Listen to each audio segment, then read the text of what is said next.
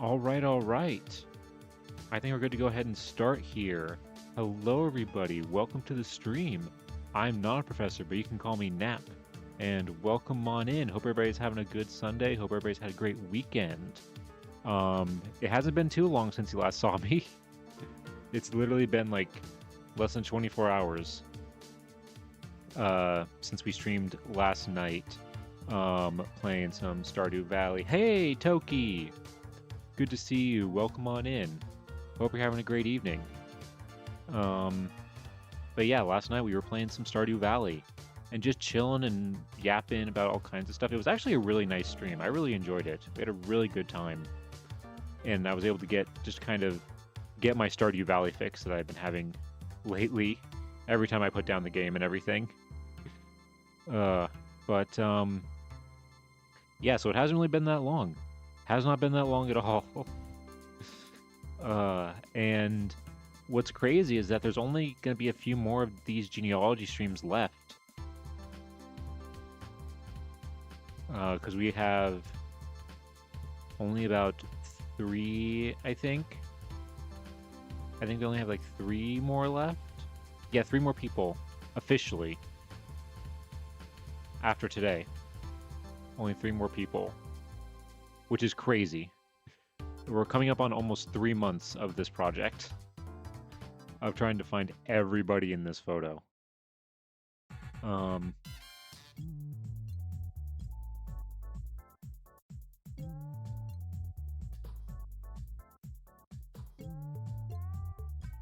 okay, sorry, I just need to check something real quick.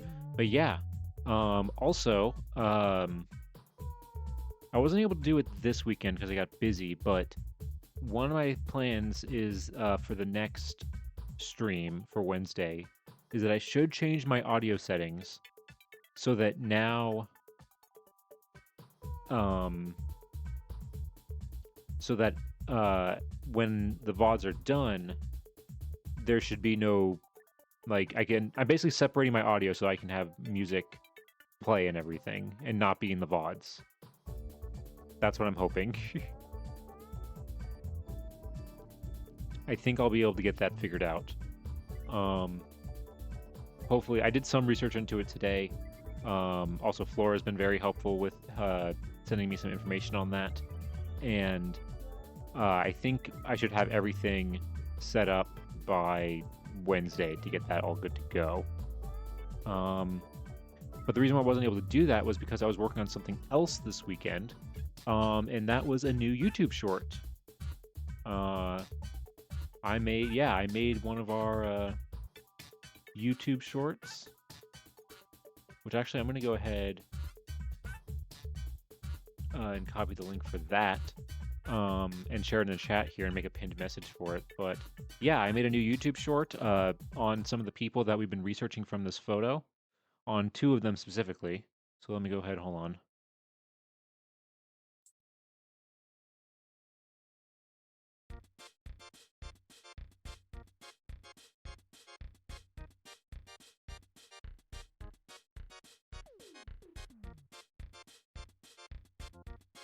All right, hold on.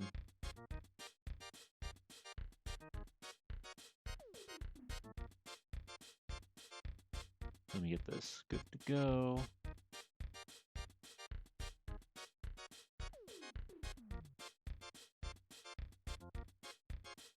Let me get the link.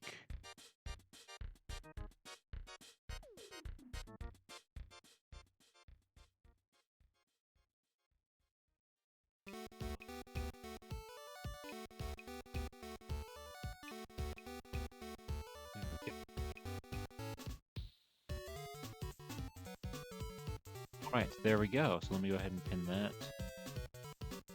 So that'll be at the top of this chat and everything. But yeah, that's what I spent a lot of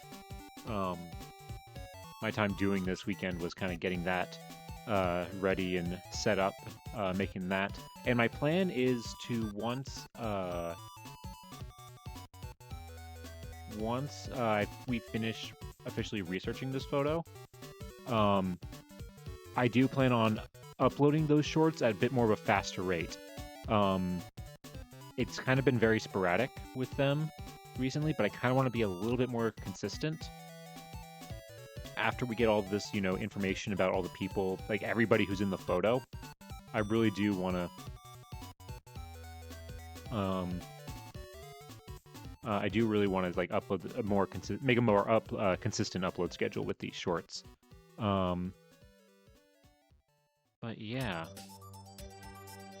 let's see. I'm trying to think if there's anything else I need to go over. I don't think so. I think that's kind of it. The main thing was, the short. Just making sure everything's good with that, and it is. Before we officially start researching this new person, though, there are going to be a few things that I want to show you that I have discovered since our last stream on Wednesday. So let me go ahead and switch on over here.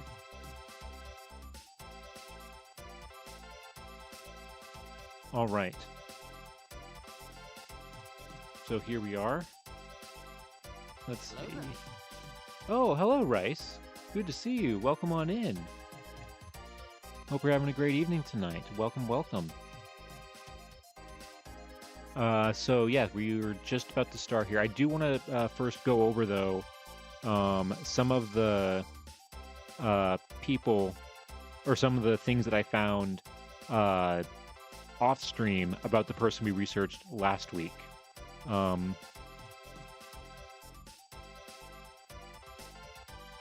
Hey, thank you for the watch streak, Rice. Jesus, I can't. That's almost a tongue twister right there. I haven't done anything today, and tomorrow is Monday. Hey, that's perfectly fine. We've all been there. I've been there. We've all been there. And it's not. It's I mean, if I don't know what your time zone is, but like if tomorrow's, you still got a few hours. You still got plenty of hours to do things. You can just leave this on in the background while you do stuff, Oh, you're Eastern. Okay. Okay, so you're Eastern, so that means, okay, yeah, you don't have as much time. But still, you still have time. You still have time. You still got plenty of a couple of hours.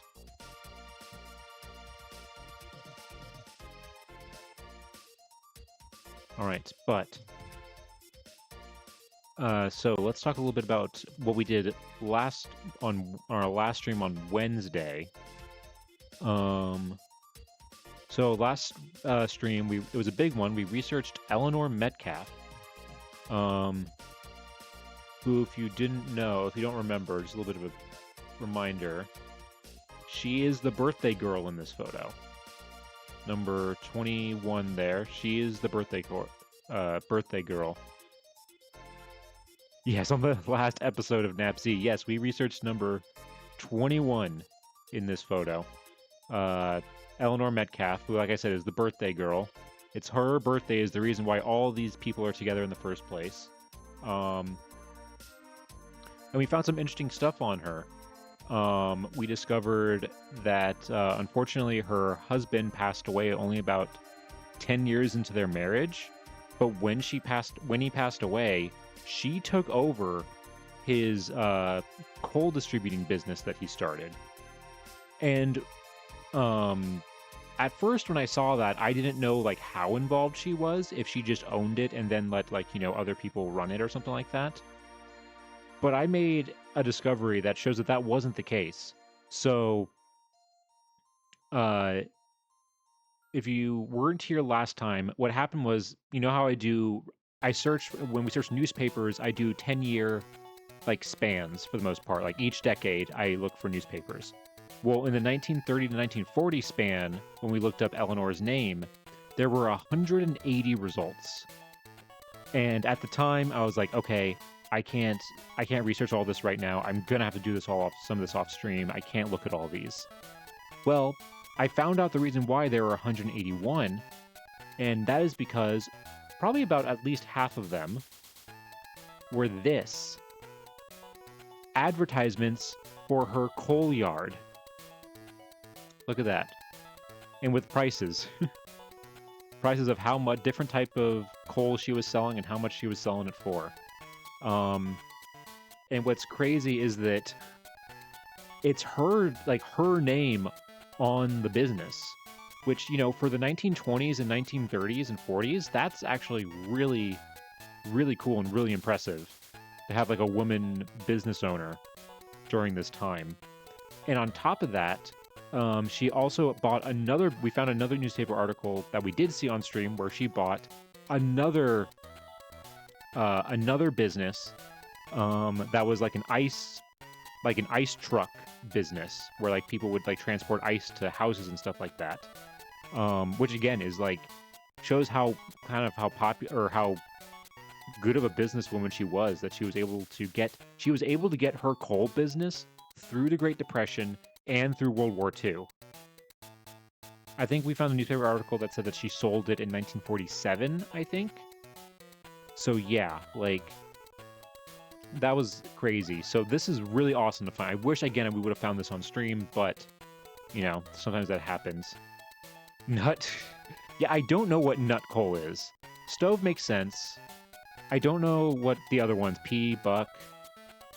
I don't know what these other types of coal are and what they do. And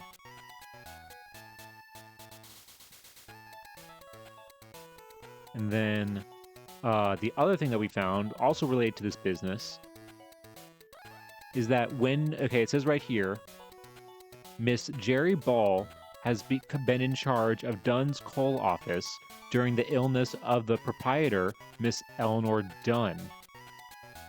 And the reason why I wanted to show off this one is because, again, it shows she's not leaving it to anybody. She's leaving it to another woman to take charge of it, you know? Again, it's a very, as the kids say, girl boss situation, I would say. As the youths say. She just seems like she was a really smart, really awesome woman to be able to basically fully control the business after her husband passed away. And then one other article real quick.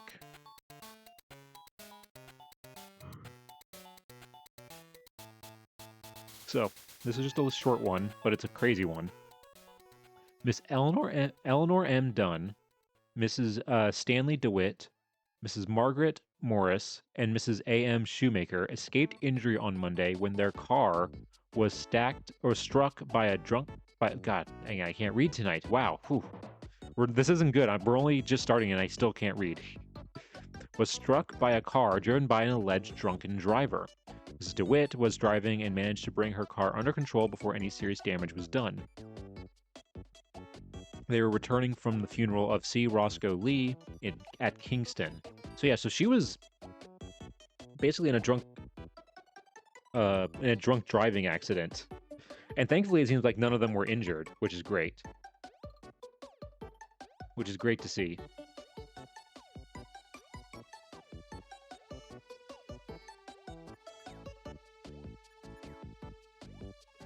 But yeah, so those are the news articles out of like that 181.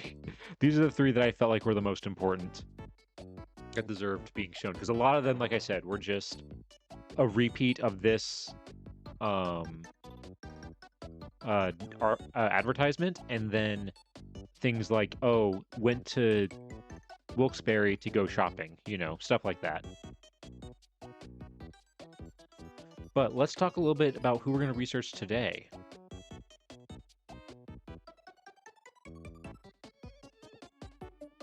All right. So,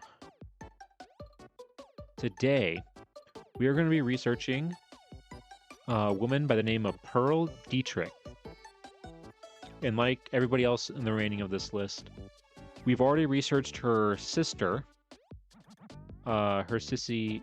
sister Blanche Dietrich. So we already know, you know, like where they were born, who their parents are, and stuff like that. And oh yeah, I forgot, Blanche was the one who might have married her professor, her college professor. I can't 100% confirm that. It's just that I know that that her husband was a teacher, was a professor at the college that she ended up going to. I just can't 100% confirm that they were there at the same time. But the years are very close. So it's very possible she might have married her professor.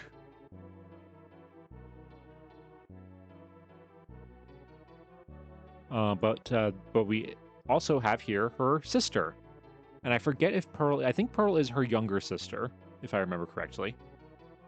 And we've seen Pearl come up in some of our newspaper articles before, that we've researched when we've researched other people. She seems to have been very social and was very much like going to parties and being invited to things and stuff like that. So, but I don't know anything about like if she ever got married, if she ever had kids, if she ever had a job or anything like that. I have no idea. So that's what we're going to discover today. And what's also crazy is that after we finish this stream today, we only have 3 more streams of researching people related to this photograph. We have 2 more people who are in the photo, Edna and Mabel here, and then we have Henry Dunn, the person who owned this photo. And we're going to try and see if we can figure out where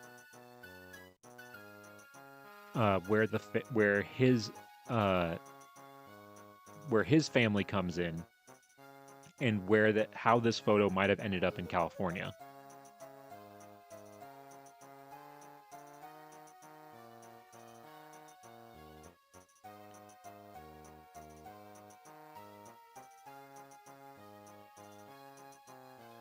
All right, so that means, okay, wait, hold on. So wait, today's Sunday. So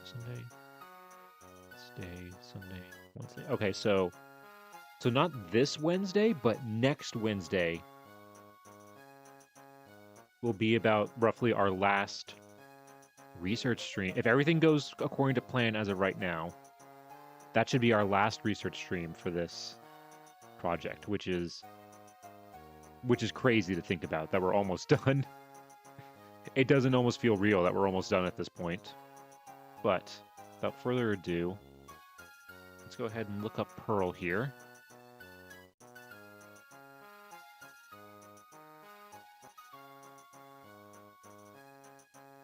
Oh, whoops. I got too eager there. I hit enter too quickly. Okay, wait, so we want Wyoming County, Pennsylvania. Search.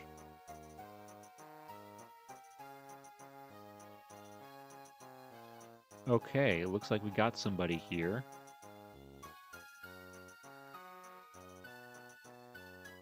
Okay, right off the bat. Yep, this is Father Charles and Ida. Hold on, is that right when we researched her sister?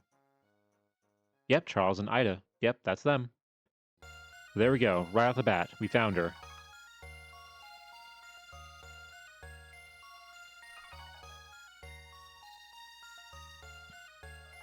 Yeah, that's right, and they had a ton of kids, I remember. Yeah, so we have Charles and Ida, they're her parents. We have Blanche, her older sister, born 1882. Then Pearl, born 1884. So that means if she was born 1884, that means she's 4 years old, roughly, in the photo above me. And then, yeah, they have several other siblings here, Frank, Elmer, and Irene.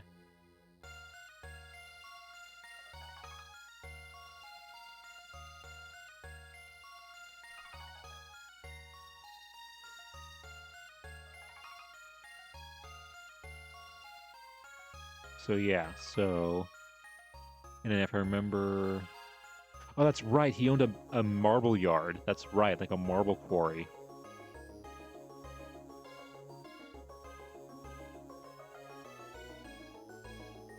Okay,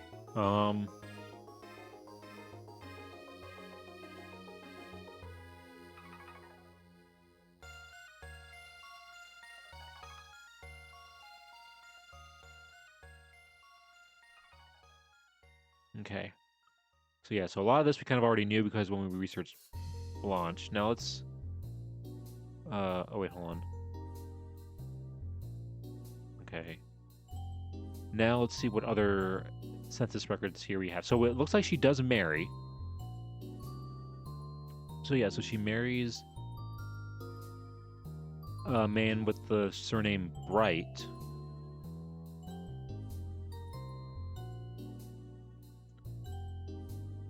Okay, interesting. We do have some passenger lists here. We have something about relating going in and out of Canada. And a birth certificate for Canada. Ontario, Canada births.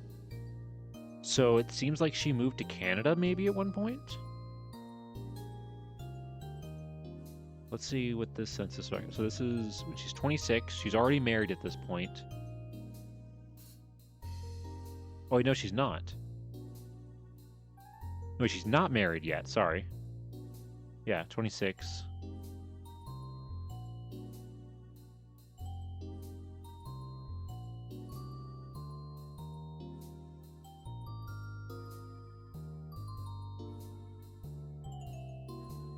Let's see here.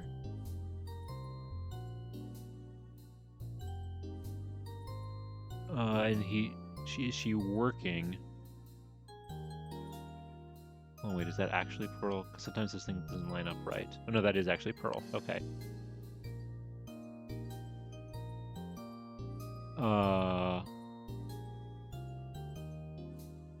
Millery? I don't think that's machinery.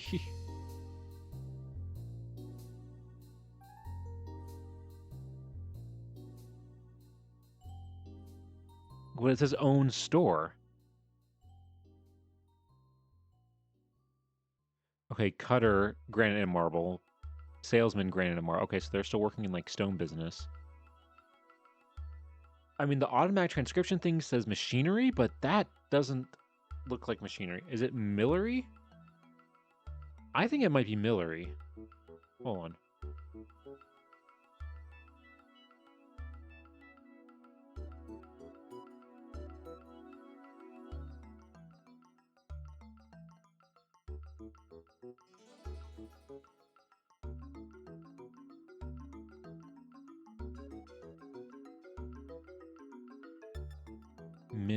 Yeah, wait, it's millinery.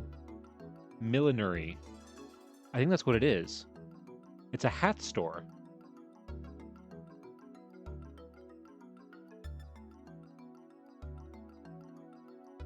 Yeah, I think she owned a hat store. Whoa. Look at that. She owned her own hat store. That's really cool.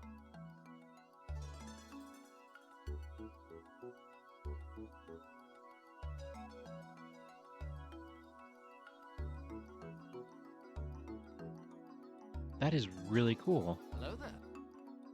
Hey, Werthron, welcome on in. Good to see you.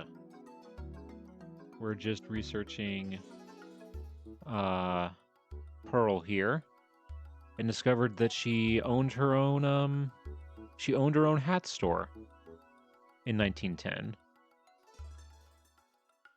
Let's see, but let's move on. So she's still not married though. So she must have got married between 1910 and 1920.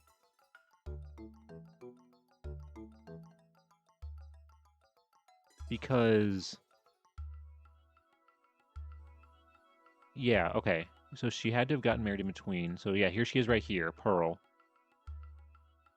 And she marries a man named Arthur Bright. Okay, and right here in 1920, they're living in New Jersey.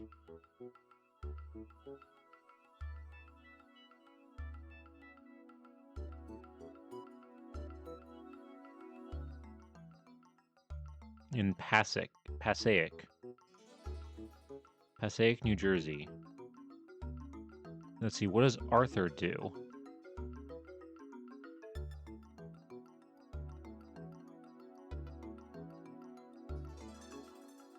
Okay, she's not working anymore, but he was a salesman for a steel company.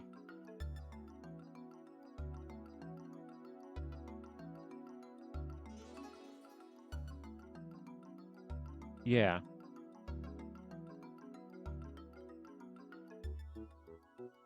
And then, okay, yeah, this is interesting. I don't know.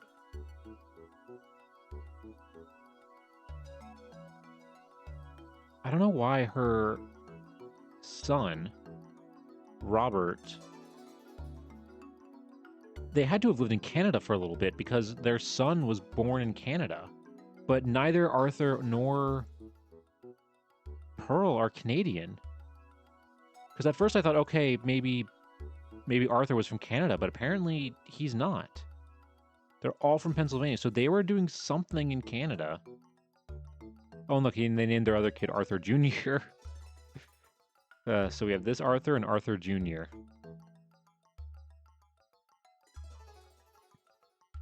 Okay, so let's see. Let's check out the 1930 census then. Let's see if we have any updates. Hey, hello, Aeon. Welcome on in. Good to see you. Hope you're having a great evening tonight. I bet Arthur does drugs since the 1900s. After all, I mean, it wouldn't be considered probably drugs at this point. It would just be, you know, it's just their medicine. Okay, yeah, there's Robert and Arthur. They're in their teens, roughly. Yeah, that makes sense. 46, yep, that makes sense. Yeah,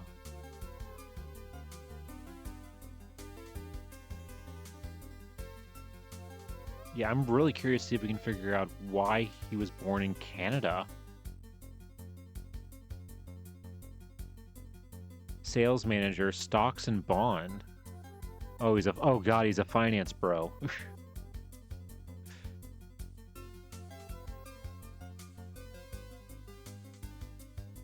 Yeah, but they're still in New Jersey. Passaic, New Jersey. Where is that? Hold on. Let me pull that up here real quick. Where is that?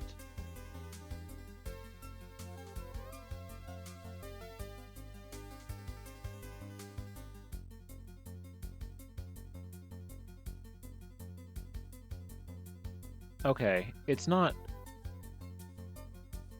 Okay, I see where it is. It's not super far from New York City.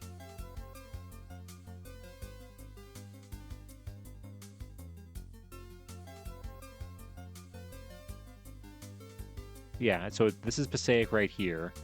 It's kind of been absorbed into, like, suburbs. And see, there's New York City. So it's, like, on this part of New Jersey. Okay, yeah.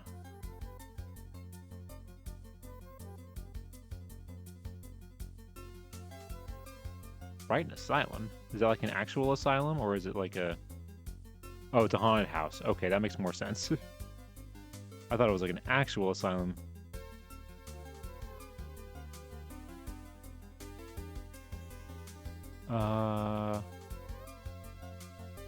Let's see.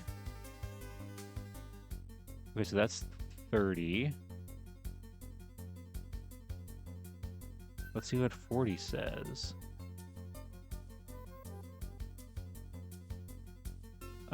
Here. And I just realized I don't think there's a 50. Hold on. Is there not a 50?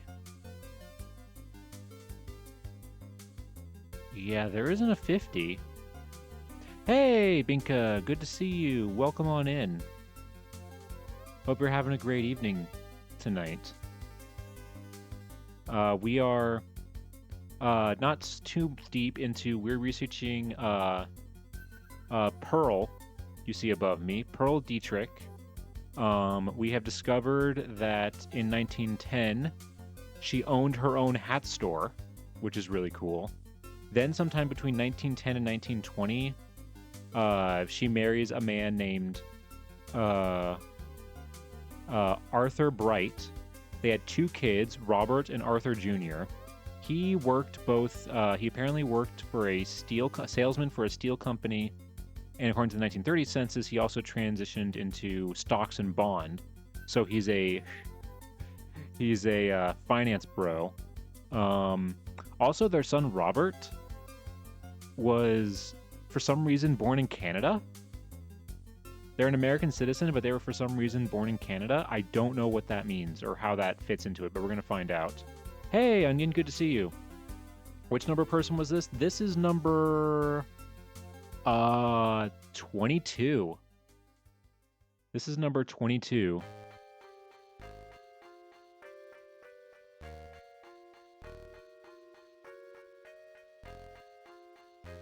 And then we only have these two people. After that, we only have 2 more people in the photo. And then we have Henry Dunn here who owned the photo. So we only have about a week and a half of streams left of researching this thing, and we'll be done. Which is great after 3 months.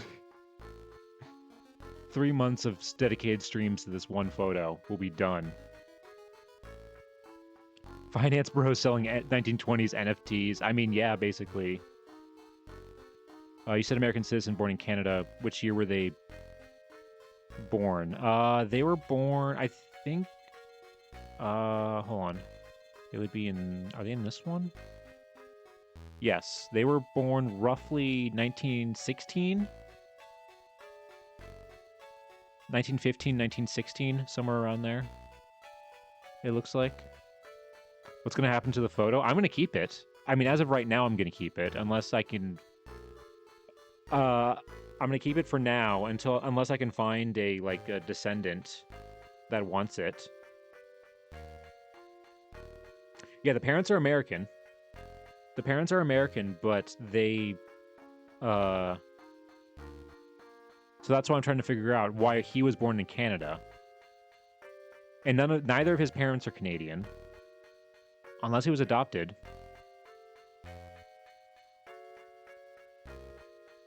There is, I think, I have been able to find one confirmed descendant of the owner of this photograph, but that's it. I don't know anybody else. I've been able to find one. That was because of the great Canadian penguin invasion of the 1800s. Where the entirety of the United States became Canada for 1 hour. That'd be good. Only if only there were Canadians, or if only there were penguins in Canada. I don't think Canada has any penguins. Now, if you said polar bears, then yes. Canada, unfortunately, penguins are South Pole. Okay, so what's this 1940 census? So she's 56 at this point. Okay, Arthur Jr. is still living with them. They're still in Passaic, New Jersey.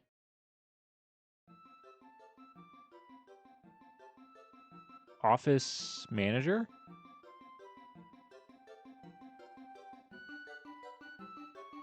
Something manager. Office manager, I think is what that says.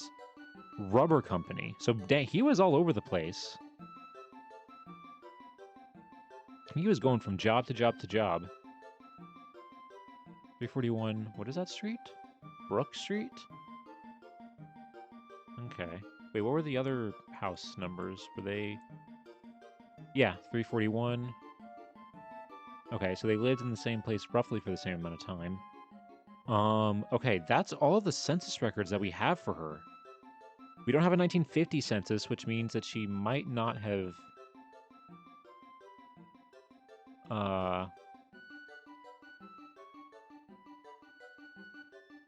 She might not be alive by 1950. Okay, so...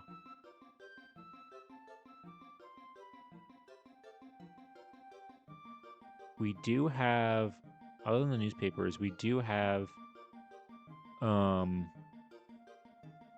this marriage record. Now, is this her marriage record, or is this one of her kids?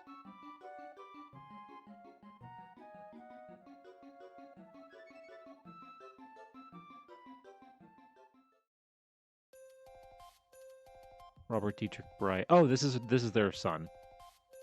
This is their son getting married. Yeah, mother's maiden name, Pearl. Father's full name, A.A. Bright. Yeah, okay.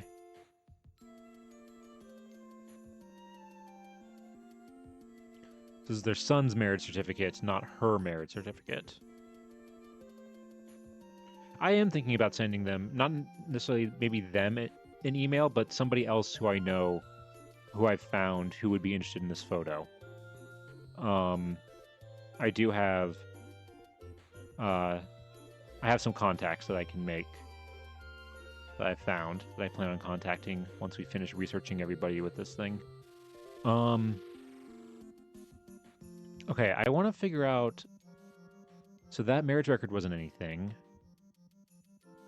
And then this Ontario birth record here is her...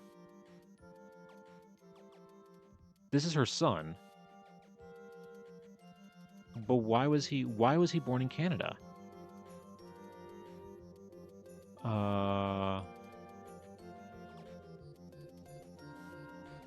name a child.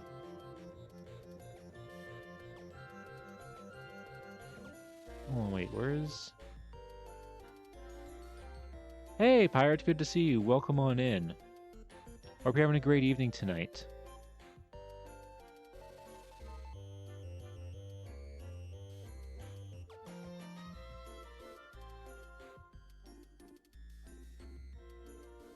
Maybe the war... I mean, I don't think so.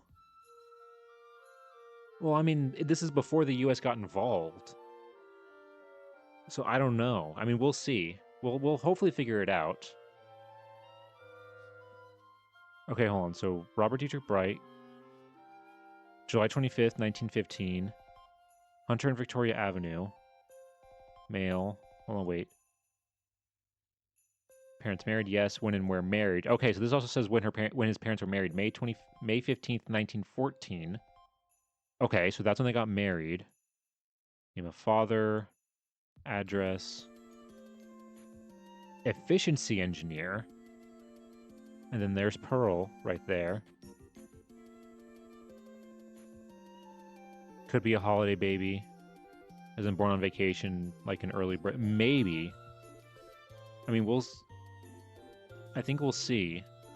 But... yeah. I don't... Because it says they're... But it doesn't... They are living in they have an apartment.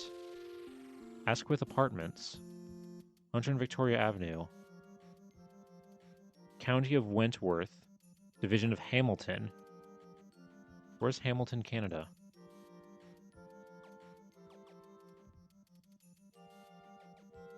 Hamilton, Ontario, Canada. Okay.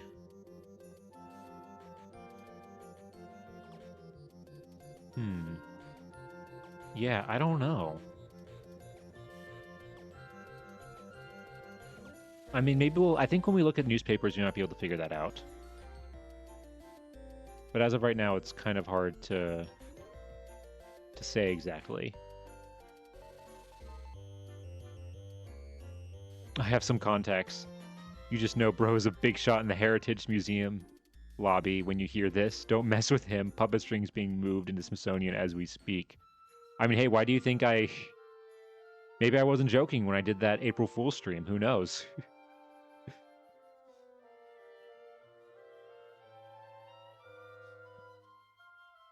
No, seriously though, I do have some people that I do know I have found some people that I know I can contact, but it's just going to be on whether or not they're going to want to respond to me, or if they're going to see, it's just going to come down to whether or not they're going to actually want to be involved.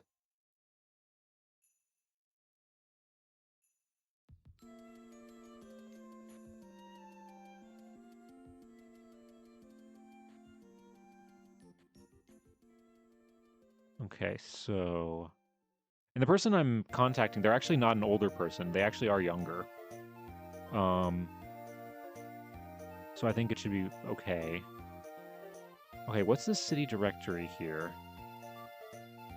1929. Okay, yeah. Pasek, New Jersey. Where... Aha. Okay, it just says salesman.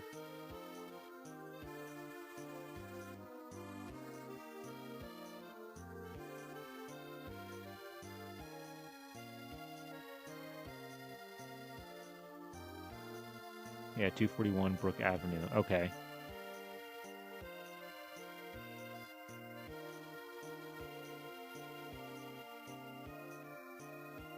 Let's see.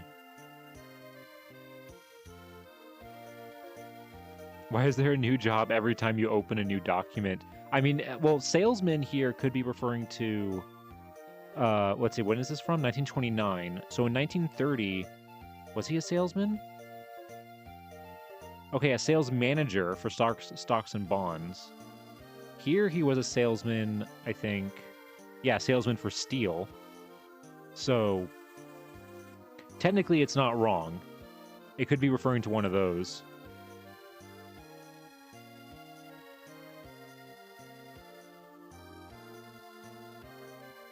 Oh, you're right, Worthorn. I didn't even think about that. Wait, hold on, wait. Yeah, he was in bonds. Yeah, he was in stocks and bonds in 1930. That's a great point. Yeah, he was in stock. I didn't even make that connection. Yeah, he was in stocks and bonds in 1930. Everyone's best, clearly the best time to get involved in, you know, stocks and finances and everything.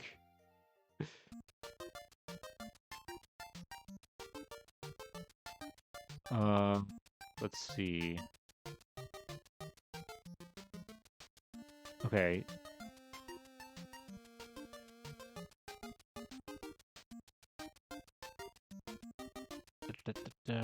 Okay, so we have that C director. I'll do, in a little bit, once we go through all of these, I'll see if I can do more things to find her in terms of... there's probably more city directories for her and Arthur.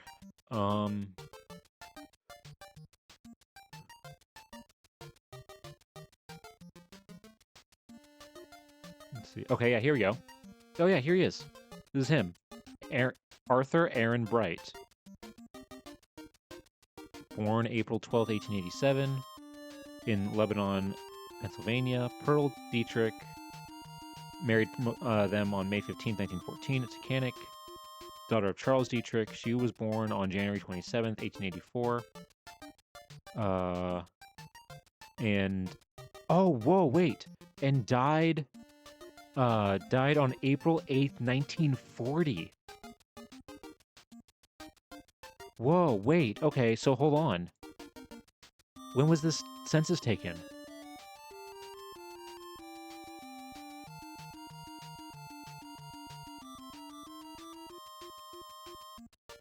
Wait, this is April 9th.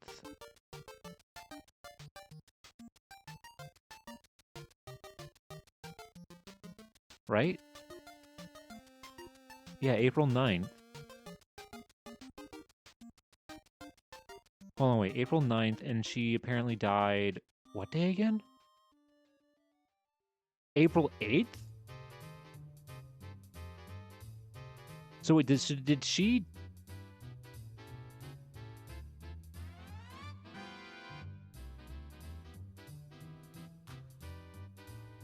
wait, hold on. So... or is that just when this was... oh, wait. Enumerated by me on April 9th. Okay, so this was maybe done like a few days before. April 9th?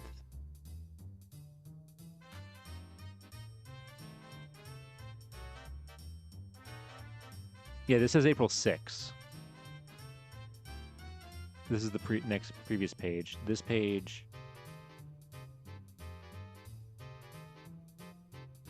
hold on. Yeah, I think this is just... I think that's just like when those were like cataloged. So yeah, so this census record that she was... this census record was taken just literally days before her death. Probably less than a week before her death.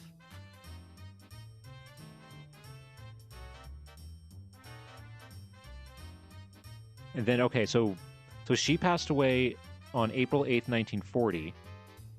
Then her husband, Arthur, got remarried on June 18th, 1941 to a widow, Alvinia Bremerman. He graduated from Gettysburg, PA College and studied law at Columbia University, New York City. He was connected with the Brill Car Company. There are 2 children by the first marriage. Yeah, okay, so Robert. Yeah.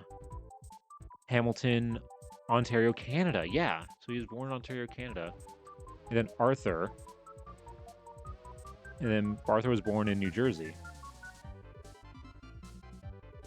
Wow. Okay. Okay. Okay.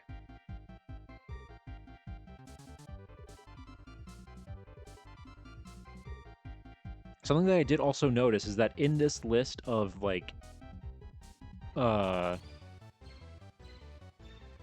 information or like possible records here, I'm noticing there's no find a grave and there's no death certificate. So I don't know if maybe we're missing something. Because the only other things I want to look at real quick are the we look at the Canada birth. We have two things here. We have this border crossing from Canada to US and this traveling passenger list. So let's first look at this crossing for Canada.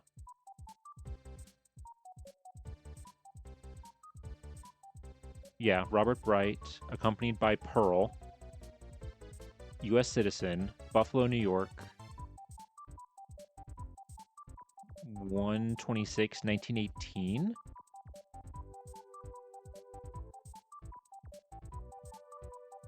Oh yeah, this is okay. So this is their son.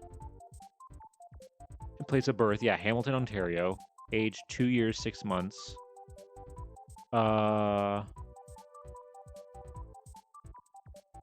See mother's card, U.S. citizen.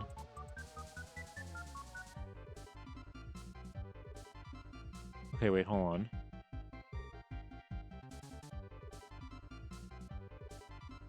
I just want to make sure. Robert Burton. So these are specifically, I think these are all specifically for children.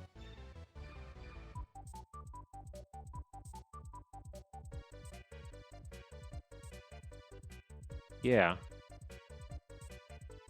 U.S. citizen to something to live? To live, I don't know. To live something? It's a little hard to read that.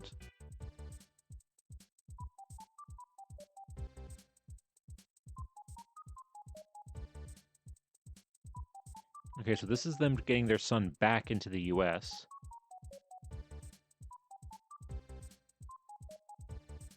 I mean, maybe that is what it says, Onion. I don't know. That's...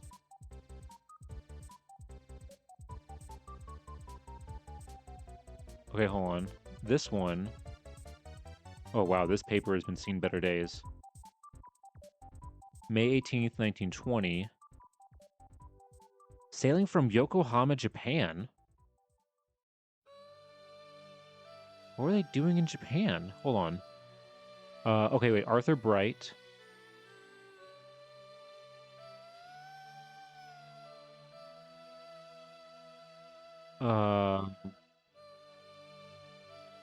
Businessman. American, USA. Pasek. The name of nearest relative where alien came. Yeah, Pearl D. Bright, Taconic, Pennsylvania. What year was this? 1920. He went to Japan in 1920. Wow.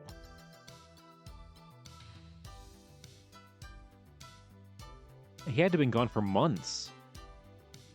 At this point, he had to have been gone for months, or at least a month. And you know what? I did notice that, like, it says that where she lives is, like, where she's living is back in Taconic. So I think what maybe might have happened is that while he was gone, she went back to, like, live with her family in Taconic.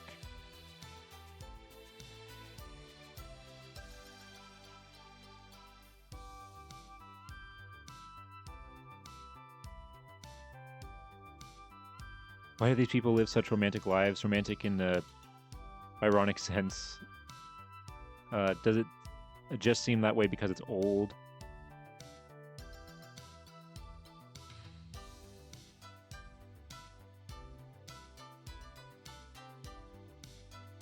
also kind of unhinged, but you said Japan and it started playing this tune. I mean, this is Nintendo music, so I wouldn't be surprised that it does sound Japanese. I mean, I don't know if they necessarily lived romantic lives. I mean, some of them definitely did, but some of them didn't. Some of them lived like normal lives, nothing crazy happened. Like, for example, actually, quick shameless plug, if you click on that link pinned in the chat there, that's my newest YouTube short, where I talk about some of the people that we researched on this stream. And I know one of the people that I specifically do talk about in that short kind of lived a normal life. Nothing crazy happened, nothing necessarily romantic, just kind of normal, not too crazy, just average.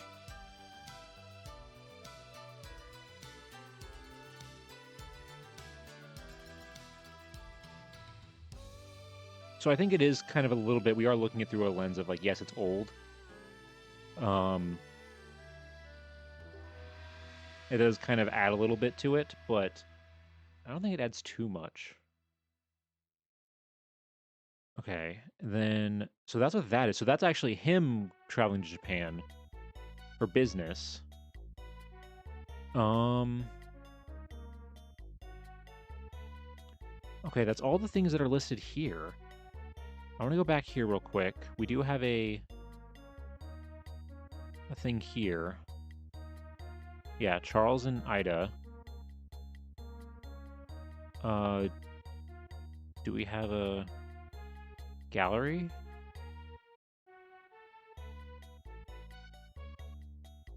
Okay,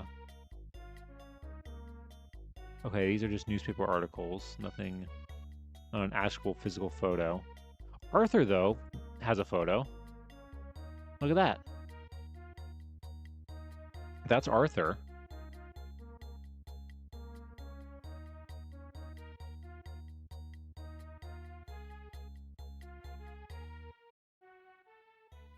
Wow.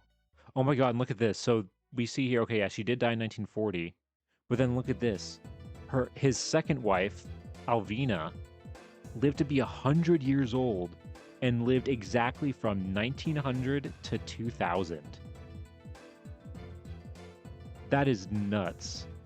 Imagine the things that she's seen, that she saw in her lifetime.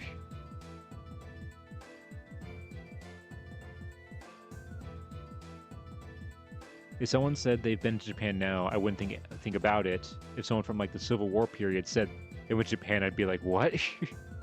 Yeah, no, that is... yeah, back then, going to Japan in 1920, yeah, that was insane.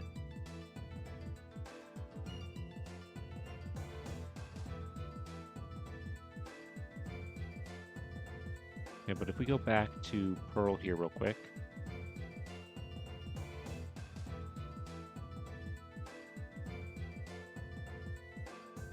Oh yeah, she very much outlived the USSR. She outlived a lot of things. Okay, so... yeah, there's nothing here...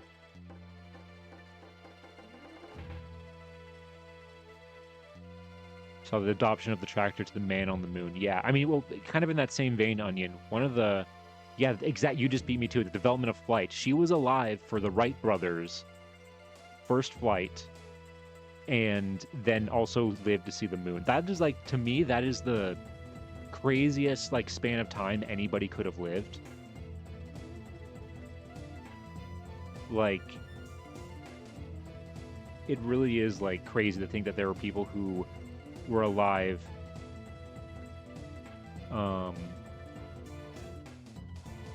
like that they were born, or they were kids when like the first flight happened with the Wright brothers, and then also like by the time they were like seniors, they saw people walk on the moon.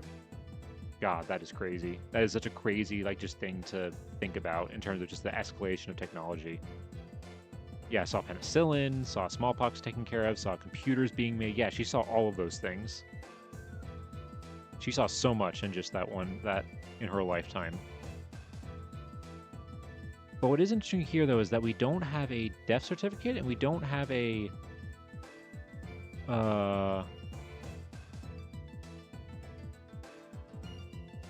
we don't have a, like, find a grave.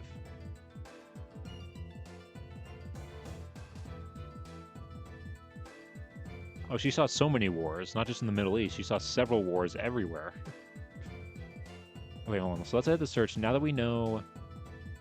now that we know... So hold on, so...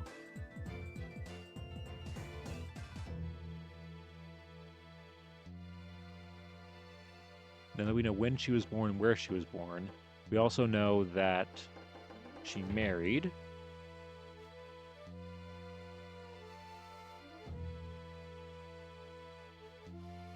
Arthur Wright. Okay, let's narrow that down now. Okay. Is this the same history book that we already saw? Yeah, it is. It's the same history book.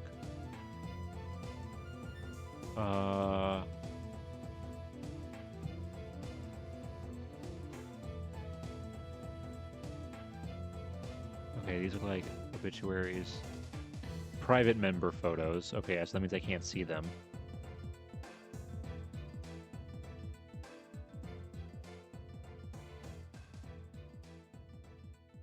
I don't know. This isn't her. That's Pittsburgh, Pennsylvania.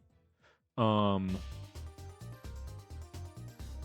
be fair, our own generation is seeing war in the Middle East multiple times. Yeah, and sadly, yes, that is the case. That is very much the case. Yeah, and lived through both world wars. She was only in her 40s by the time World War II ended, and lived another, like, 50 years after that.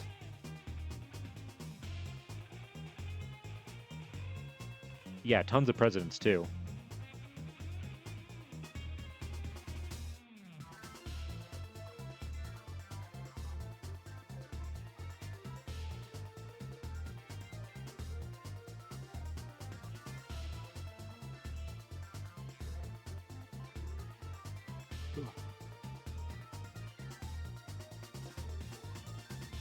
Alright, yeah, oh, I just realized we are in ads right now. So what I'm going to do is, one thing I do want to look up real quick. I won't actually look at them. I just want to see directories. North America, USA.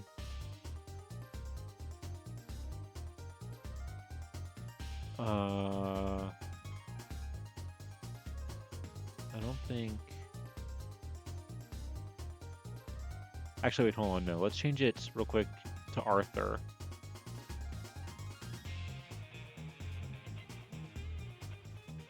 Arthur Bright. When was Arthur born?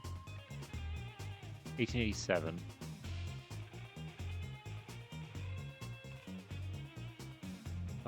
And...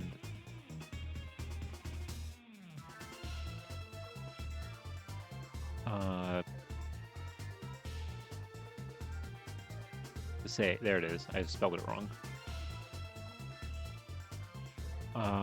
And then married Pearl.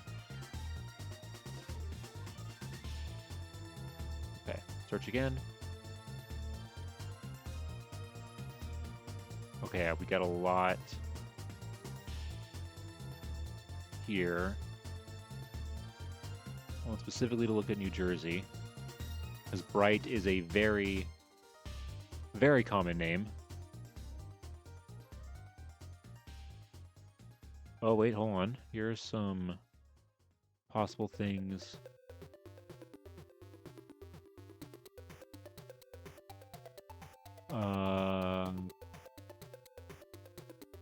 Bright. There we go. Arthur and Miss Arthur. Reaffirm when received March 7th, 1926.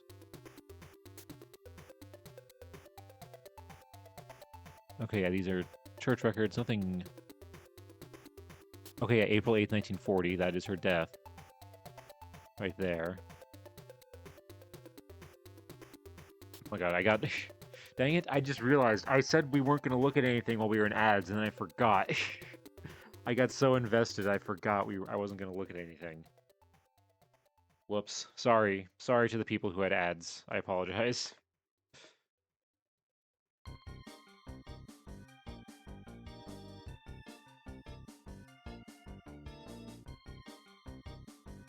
So yeah, so we do have this church record from where they lived in New Jersey.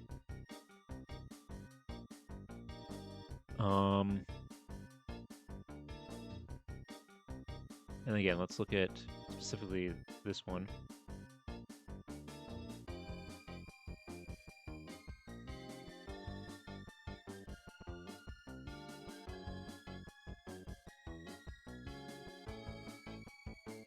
Okay, I think this is, yeah. Okay, this is all of them. So we have a few here.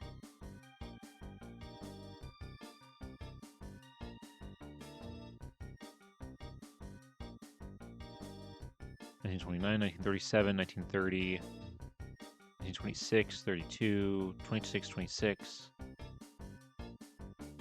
Oh, these are the Reformed. Those are the church things. Okay. Let's look at this one first, because I think this is the oldest one.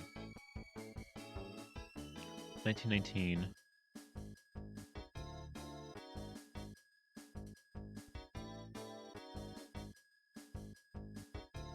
Shipbuilder. Is that him?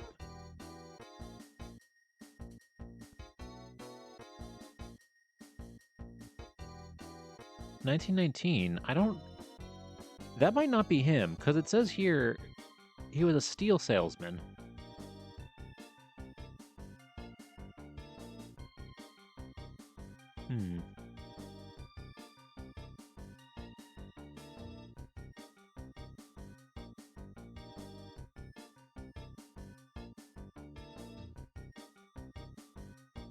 We need to bring back photograph days where you get all dressed up and to get a photo taken. I mean, people still do like family photo. It's not super as common, but people still do like family photos, like family portraits and stuff like that.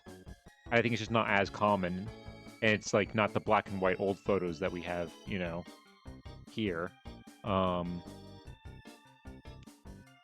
be surprised at how many digital records are lost. They just don't last for... Oh, no, trust me, Onion, I know exactly what that's like, because I have had to deal with that and have those conversations in the museum field. That's something that we have... That's a big, big thing in the museum field right now, of how to preserve all this digital stuff. Because it's not as forever as people think it is. Hold on, sorry, I got something I need to...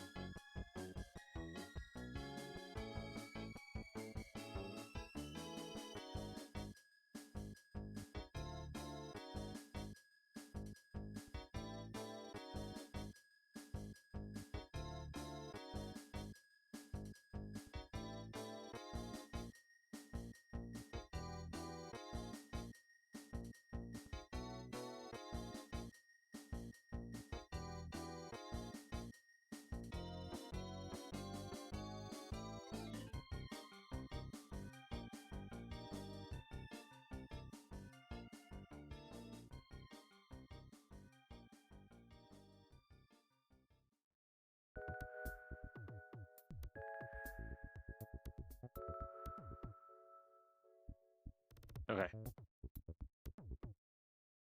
Sorry, just need to respond to a message real quick.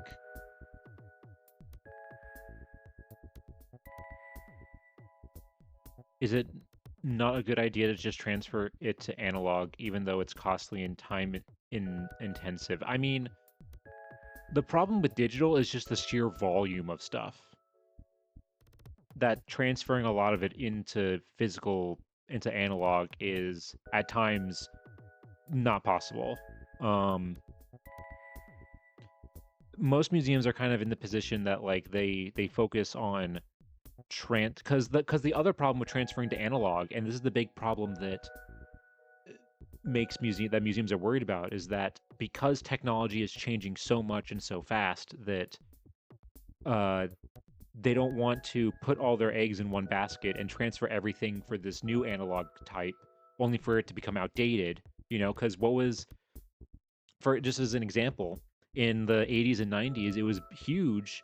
Everyone thought that like a huge thing that museums were doing were like they were transferring all of their old film reels to VHS tape because they thought, great, we can transfer it to these VHS tapes. VHS tapes are a lot easier to play, and we'll just have VHS players in our reading rooms or available for researchers so they can watch it that way.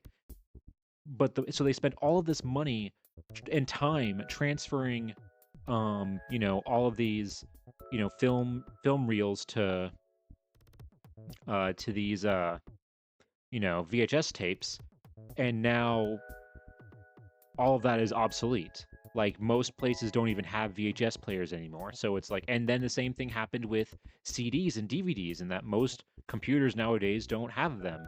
And now you're seeing it with, computers with like, thumb drives and stuff like that because the USB ports are changing and stuff like that. So it's like museums are very cautious nowadays because they've been burned in the past of just like quickly embracing this new analog format, only for it to become outdated and obsolete in like a decade. A worldwide analog archival standard. I mean, that would be great, but again, with just how fast technology moves, I don't know if that's ever going to happen. Okay, so let's look at this other one here. So yeah, so I don't know if that shipbuilder one is him.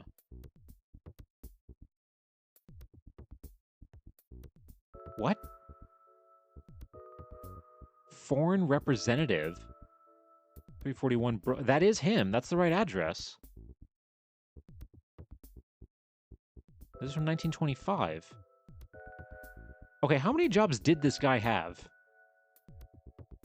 Because in 1920, he's a salesman for steel. And then in 1930, he's a sales manager for stocks and bonds.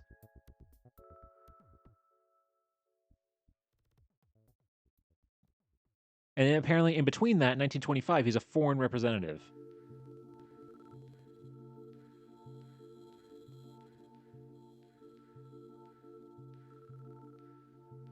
And then apparently in 1919 was possibly a shipbuilder?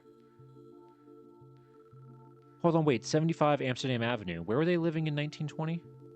Or 1910? Okay, no, wait, no, they weren't married yet in 1910. 1920. Oh my god, 75 Amsterdam Avenue. It is him. The shipbuilder one is him.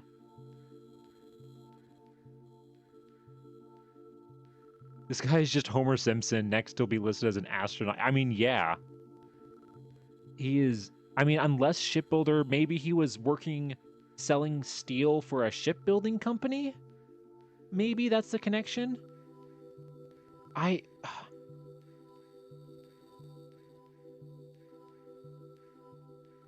don't know. This is crazy. Okay, hold on. Now I gotta check all of these city directories to, like, make sure that, like, we're not missing a... Okay, 1924, he's still a foreign representative.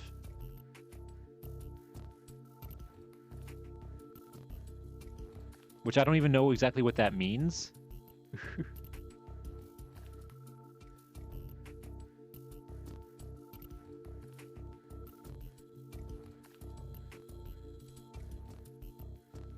1924. Okay, 1922. Okay, foreign representative. So he's still that.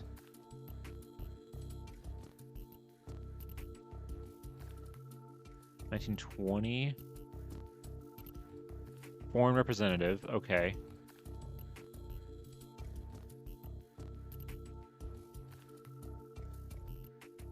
Okay, this one's 1937.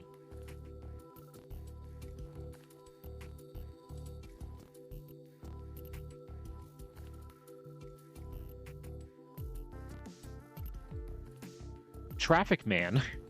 Traffic man.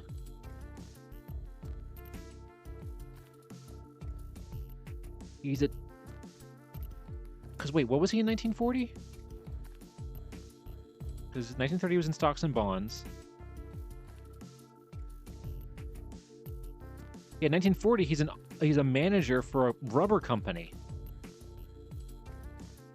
So then in 1937, in between that, he's a traffic man.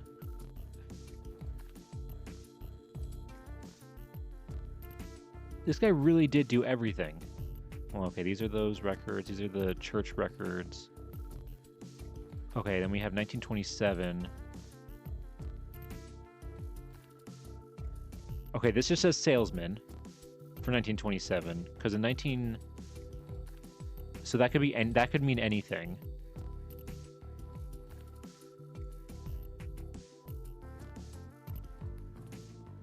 Yeah, salesman can be anything. And also, I don't know if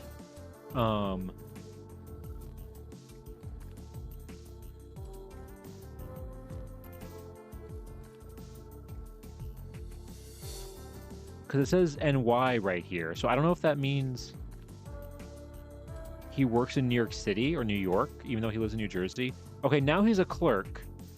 Now he's a clerk for Belting and Packing Company. I'm chuckling right now. I have an idea. Yeah, what's your idea, Onion? What do you think? Is he like... I don't know how many more jobs this guy... So Belting and Packing Company clerk. What if because of the depression he had to keep changing jobs? That is entirely possible. But I think what's crazy is that he changed so much, and there's no real like connecting like thread. If that makes sense. There's not like a similar oh whoops, didn't mean to click on that one. There's no like, oh, he was only doing these types of jobs, you know. He's going all over the place. Okay, yeah, here in 1937 he's a traffic man.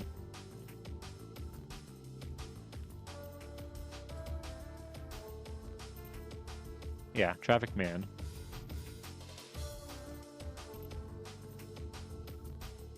Hold on.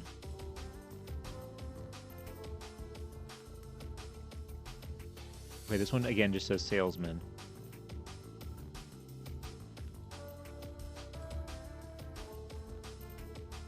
Okay, hold on. What I'm gonna do, Onion, is I'm gonna try and put them in order real quick so we can figure out what we know his jobs are at different points in time, including the census records. So we know, okay, 1920,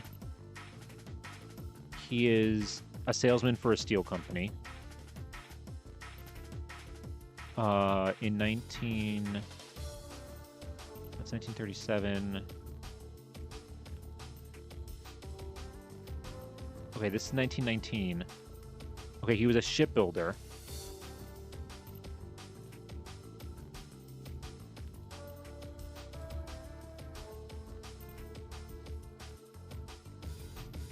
So he goes from being a shipbuilder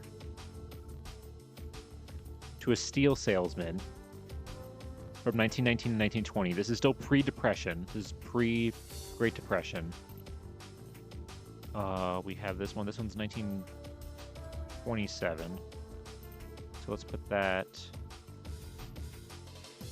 Yeah, let's put that there. This one is 1929. So we'll put that... Yeah, I'll put that there. Okay, this is 1930. Belting and Packing Clerk Belting and Packing Company. Traffic Man is 1937. And Foreign Representative is in the 1920s.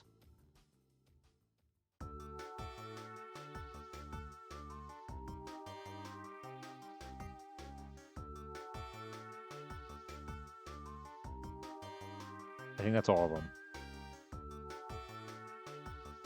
Okay, so, according to this, Arthur's job history...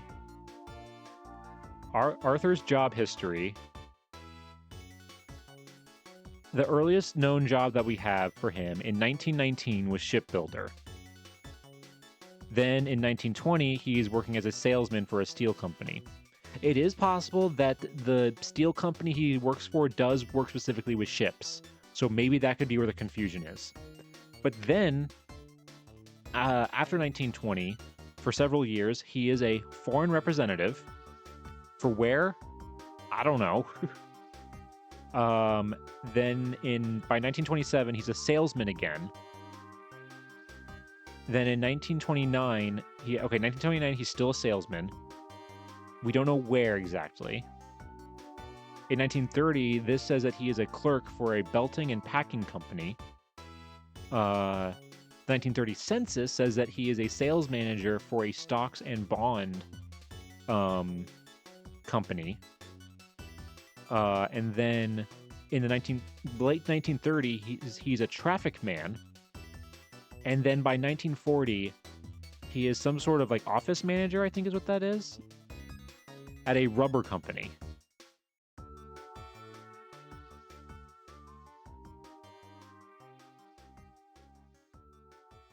And he moved up a shipbuilding career, like shipbuilder, salesman, foreign representative. Oh, that's right. He went to Japan. Wait, hold on. When did he go to Japan?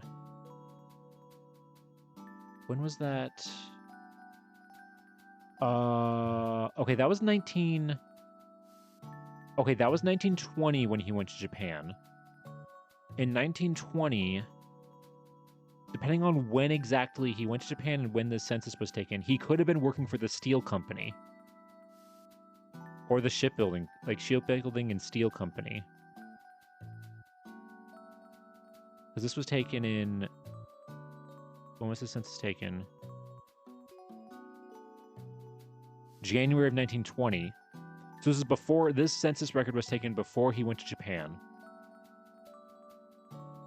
So yeah, so maybe he was a foreign representative for the company for places like Japan or the Asian market. I'm curious to see if we can figure that out. Okay. Wow. All right. That's a lot. Now, we know when she died.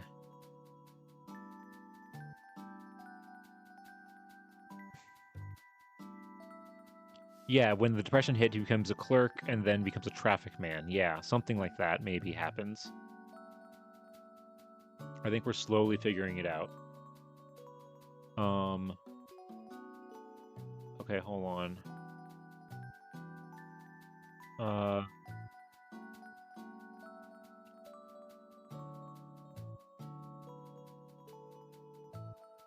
Here we go, though. I want to see, though, real quick, because we have not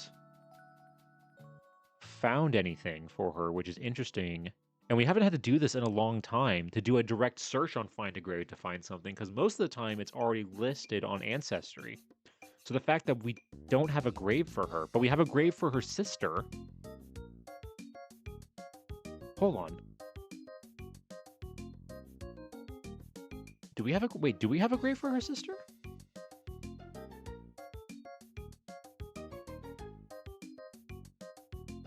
Hold on, wait. Let me pull up my... We might not have to actually search. Hold on, wait. Let me pull up her sister's grave.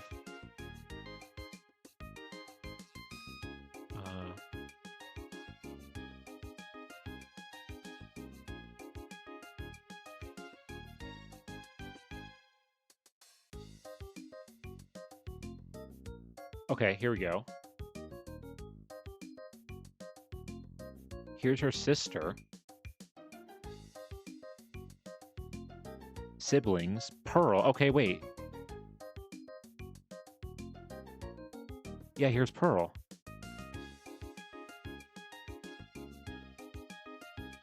Burial, East Ridgelawn Cemetery, Clifton, Passaic County, New Jersey. Okay, so she was not buried in Tacanic. Oh, and the inscription was misspelled, apparently.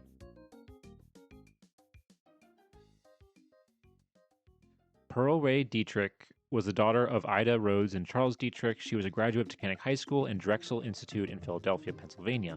A charming and talented woman, Pearl married Arthur Aaron Bright in May 15, 1914, at the home of her parents in Taconic, Pennsylvania.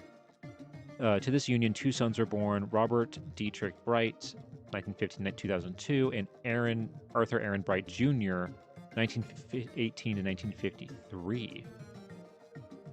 Funeral services were held at her home in Passaic. Okay.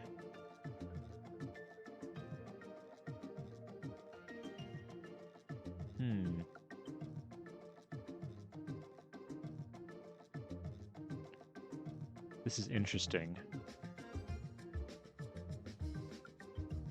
So her grave, they do actually know where her grave is. It's just that it's not this, whatever cemetery this is, it appears that it hasn't been photographed.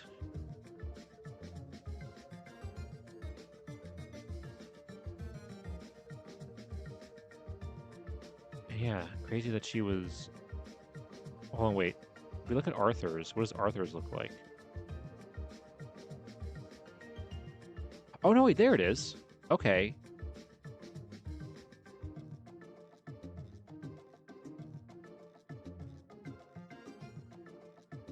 Wait. Hold on. Are you telling me both of his wives are buried next to each other? Dang. Both Arthur, Pearl, and his second wife, Alvina, are buried next to each other. Okay, this says she was born in 1895.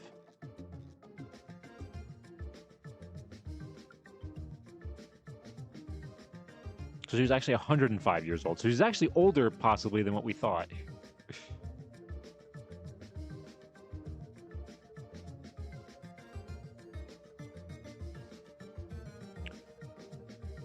Hold on, wait, does the... Okay, yeah, they did spell it wrong. They did inscribe her name wrong. So that's even... That's even crazy. The fact that, like, not only... I mean, who knows what their relationship was like, but, like, to be buried next to your husband's second wife, and then also they spelt your name wrong on the inscription. That is crazy.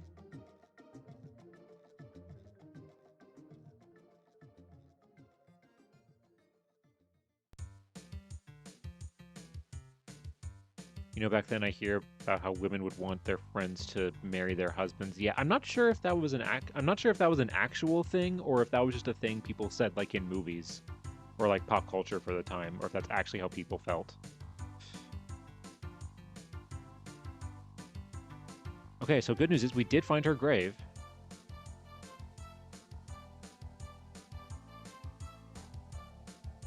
Yeah, she was 56. So she wasn't super old.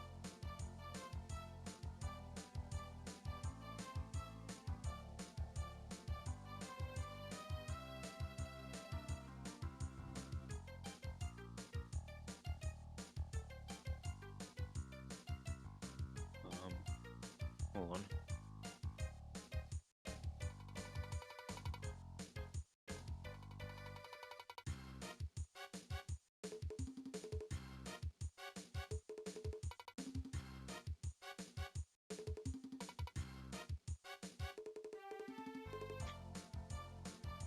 Okay.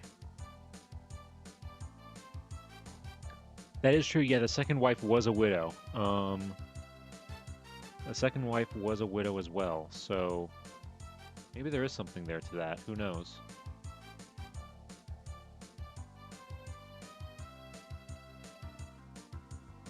Okay, so I think... Let me pull up one more...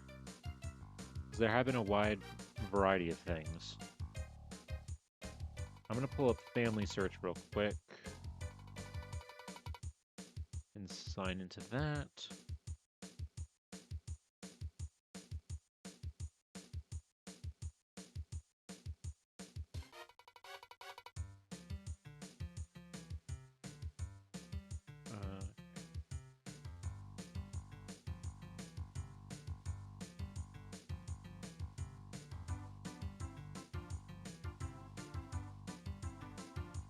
me see if I can find Pearl.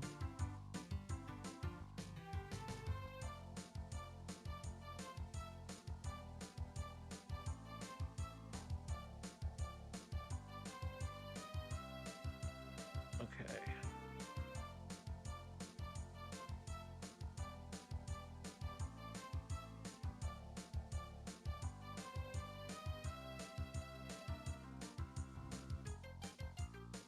Okay, so we do have a Pearl Dietrich here.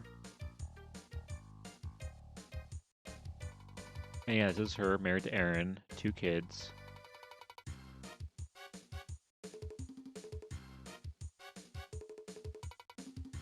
Let's see what sources they have. Anything new? Oh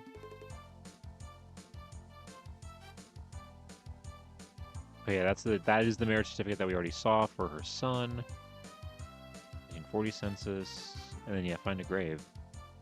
Okay, so nope, there's nothing new here. There's no new information there at all. So it was worth a shot.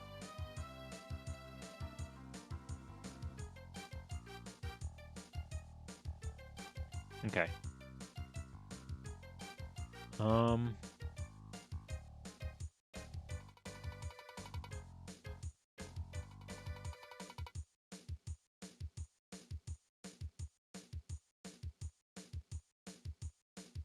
Okay. Let's go ahead and start looking at these newspapers. We'll start with Pearl. Now the problem is though that I think I remember seeing in the newspapers it's spelled both like this, Pearl, and then also with an E. And I don't know 100% which one is correct, because it goes back and forth a lot. So we'll start with 1884 to 1900, and we'll start with Wyoming County. All right, what do we got? Sort by oldest.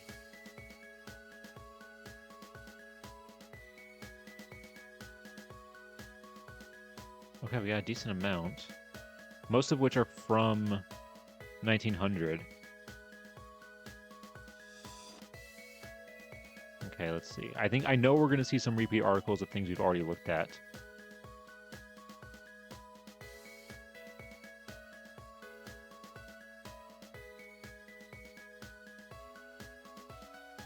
Okay, yeah. 22 of Miss Lena Thompson's schoolmates and young friends attended her surprise Wednesday evening, December 11th, at the home of her parents. And then the surprisers were, okay, Blanche and Pearl, so they're right there. Ethel, I don't see, let me see if there's anybody else here. I don't recognize any of these other names. Okay. So yeah, so first thing there, it's the oldest record we have. This one from 1899. Oh, look at this. 1899, so she'd be 15. Last Friday evening, several friends of Miss Pearl Dietrich made her a surprise birthday party. Look at that. Nice little gesture there. Always fun seeing a birthday party thing come up.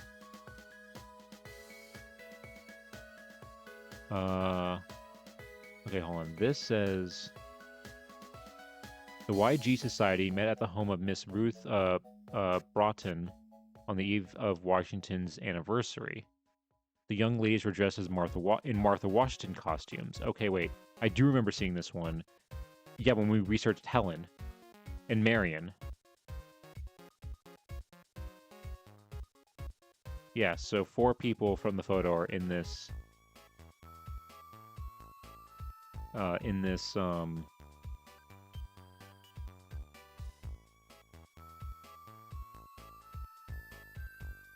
one newspaper article.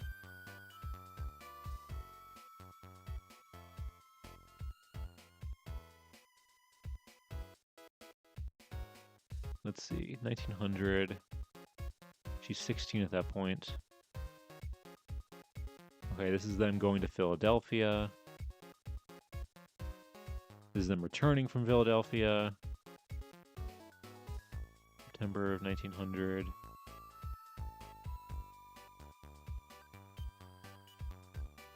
Last Friday evening, several of the young friends of Miss Fanny DePue congregated at the home of Miss Edna Kathleen and went in a body to the home of Miss DePue on Slocum Street.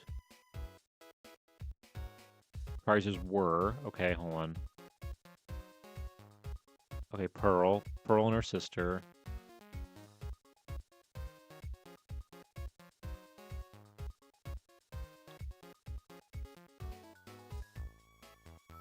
And that's it. That's all I recognize here.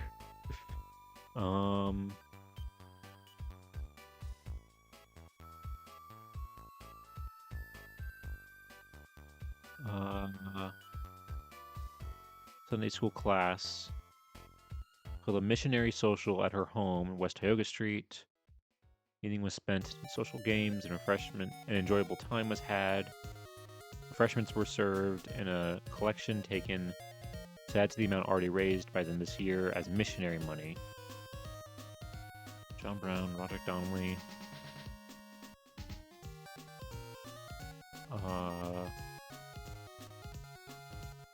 Pearl's the only name that I recognize here for this one. But I'm going to keep this one because it shows, again, the church connection. Because what I found in this research, that the people who weren't in this photo, who weren't related by, like, family, almost all of them were related in some way to the Presbyterian Church. They attended the Presbyterian Church, or their parents were pastors at other churches. So there is, on top of, other than the familial connection we see with this photograph, there's also clearly a religious one as well.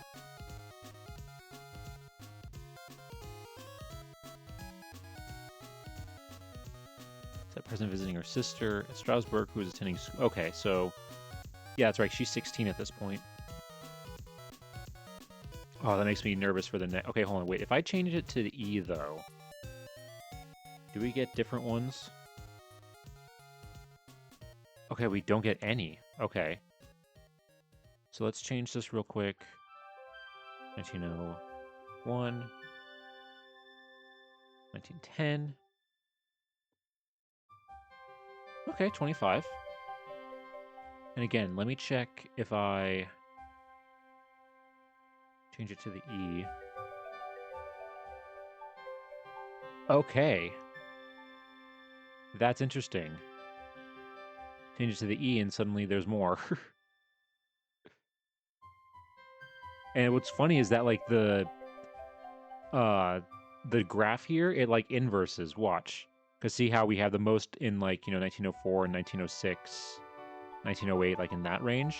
But then when I change it back to Pearl, look at that. So something happened where her name spelling changed in between the early 1900s and, like, 1904, 1905, to where it's changed. That is interesting. All right, let's see what we got here. We'll start with these ones. See if there's anything. Let's see. Play surprise in honor of her birthday. Among those present. Okay, that's just her attending a birthday party. This one looks interesting.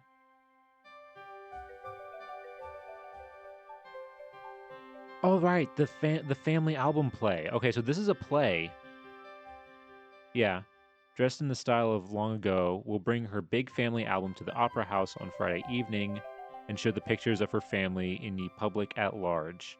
So yeah, so everybody, all these different people are playing different members of, like, this person's family. And yeah, Pearl's in it. There are other people in here. Marion Lighton is in here. And I.T. Kepperly, that's, whose husband is that? Hold on.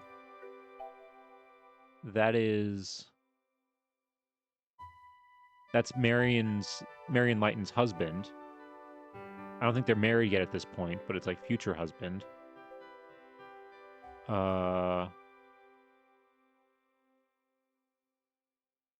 Yeah, and then wait, who else? I know there's more.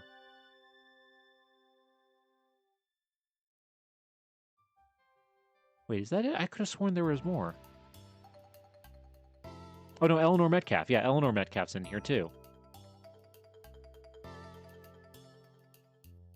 Okay, this is June 1901. That's right, because I think Pearl and Eleanor were in the same class. Yeah, because I remember this article too, where the following will graduate from Tacanic High School. And yeah, Marion's in here, Eleanor's in here, and Pearl. So 3 people in the same class. Let's see, what else do we got here? Social gathering, invitations were sent, following people responded.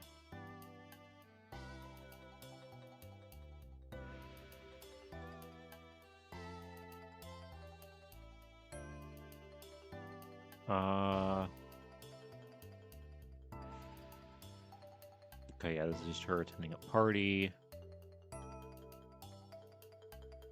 This is that same party. Okay, here we go. Here's her in high school. The graduating class of Tacanic High School is composed of 7 girls and 3 boys. As follows. Yeah, and then there she is. There's Pearl.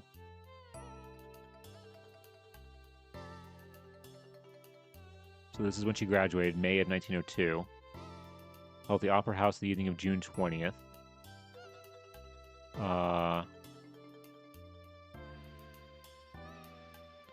And then this June 13th one is probably an advertisement for the class for the commencement. The class day exercises of the graduating class of Tacanic High School will be held in Piatt's Opera House Friday afternoon, June 20th. The graduating exercises will be held at the same place in that evening. Music for both occasions will be furnished by the Lawrence Orchestra of Scranton. An admission of 10 cents will be charged to the class day exercises. Program, which is the following. Okay, so Pearl did the salutatory, so like the opening thing. That's right, and Marion did the class history. Okay, I do kind of remember that.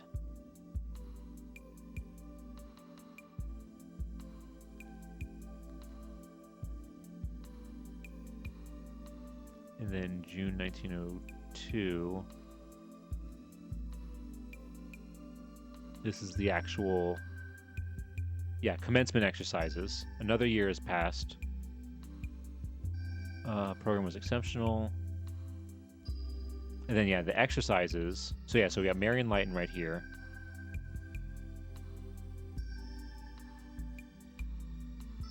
And then down here, she apparently read an essay. She read The American Girl and Her Future was the subject of an essay by Miss Pearl R. Dietrich, and the subject could not have been given in a more fair illustration of the true American girl.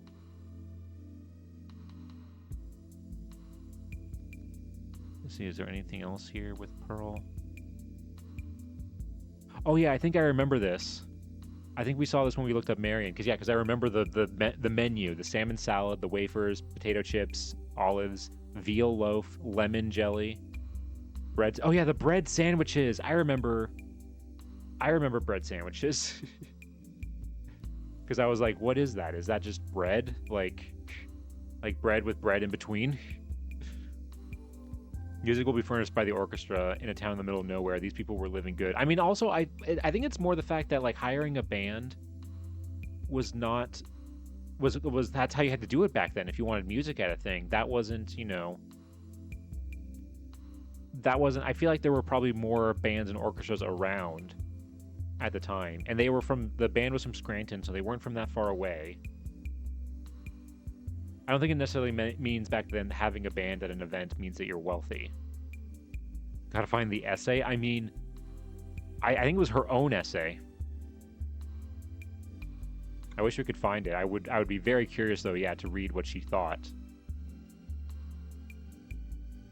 Okay, this is from January of 1903.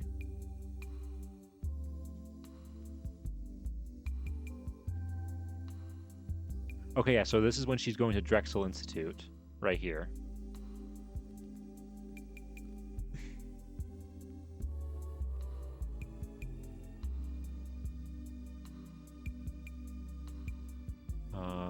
That's just her visiting friends.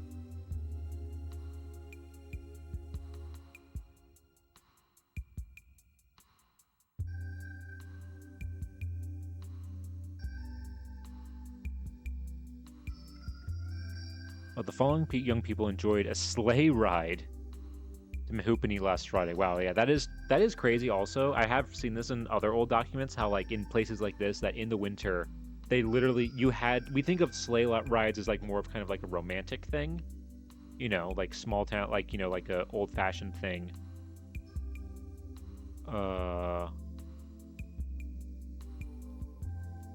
Like it's very like seen as like a romantic thing, but back then that was literally just how people had to travel when it was very snowy. That's all you could do back then.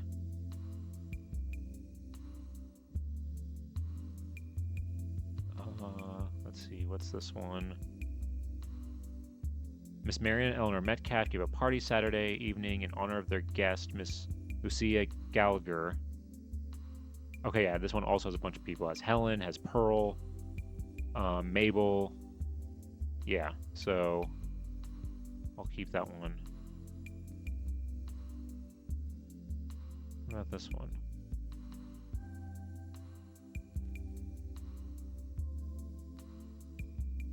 Oh, look at this. I don't think we saw this when we... Did we see this one when we saw Eleanor? I don't know if we did. Several young ladies in town have taken up horseback riding as a fad, and a lot of graceful equestrians will soon be developed, no doubt. Among them are... And then, yeah, we have Marion and Eleanor Metcalf and Pearl listed here.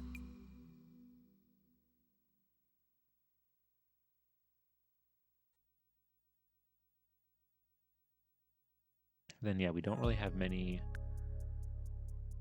here. Let's see.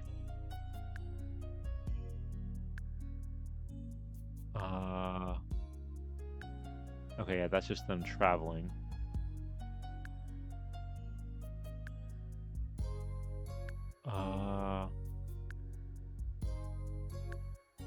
This is 1906. What's this one? Ruth Peck Pyatt at her home, 2nd Street. Oh yeah, this is the thimble party. This is the classic thimble party that we've seen before.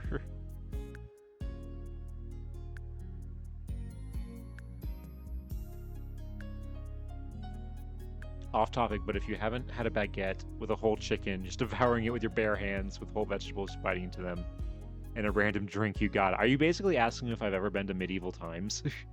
Which I haven't. I have never been to medieval times. But it looks fun.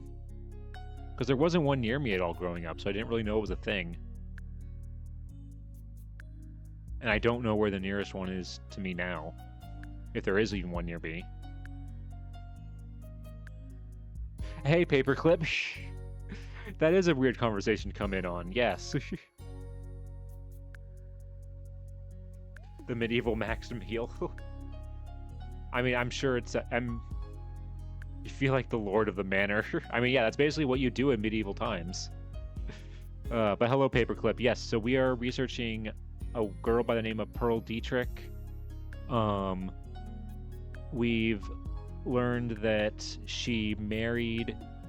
let's see. Where's the thing that's where they're married? She married a man named Arthur Bright in 1914. They had 2 kids together, and that she passed away suddenly on April 8th, 1940, and that her husband, Arthur, had like 10 different jobs over the course of their marriage. He was a shipbuilder, shipbuilder, foreign representative, salesmen for steel companies, sold stocks and bonds, worked for a clerk as a belting and packing company, and a manager at a rubber company, and a traffic man. So many different jobs. And right now we're looking at newspaper articles to try and learn more about Pearl.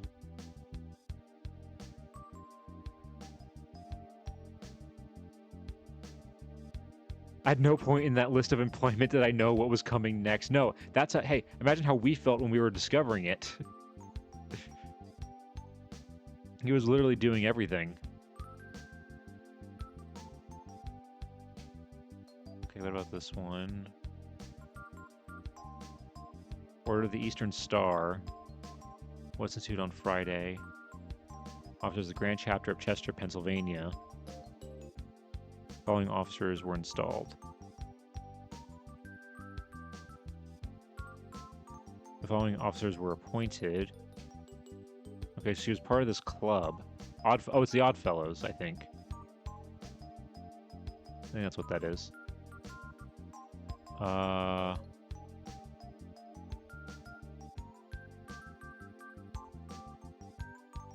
Okay, that's just a guest visiting her.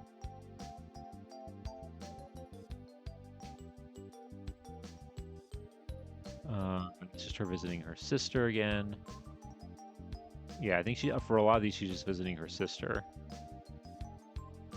Yeah, okay, so that's it of the ones that are spelt that way. Because as we saw, the newspaper also, for whatever reason, spells her name with an E as well. And there's more of those. So let's see what we got here.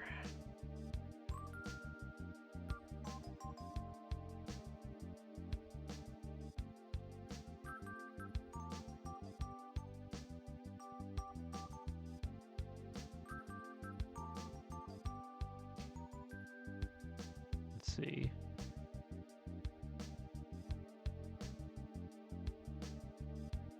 Oh, that's right. This is the corn roast. I remember reading about this. Yeah, because it's our usually quiet town was somewhat startled Saturday evening by seeing a very brilliant light across the river, also by hearing some very excellent singing, but upon investigation it was found to be only a corn roast. Yeah, so Blanche and Pearl both were there. Bessie and Marion were both there. Yeah. And yeah, and this is where we have evidence that Blanche's future husband, her professor, are also, they're hanging out together at this point.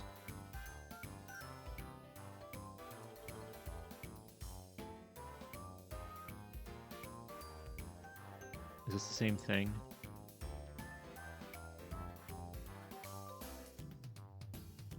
Let's see.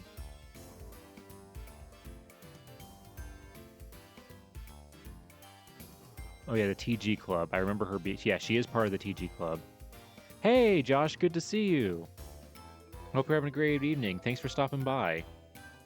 Everything is going well. Hope everything's going well for you, too. Just continuing. We're going through these old newspapers to see if we can learn more about a woman named Pearl Dietrich. Okay, yeah, this is her graduation again. This is more... Yeah, class day exercises of the graduating class of the high school will be held in Pyatt's Opera House next Friday afternoon. Okay, this is making me think that a lot of these ones here, a lot of these articles in this time period are possibly gonna be the classic oh, she went, she is visiting from college. She is visiting her parents for Christmas and stuff like that. Because they always have a ton of those during that time period.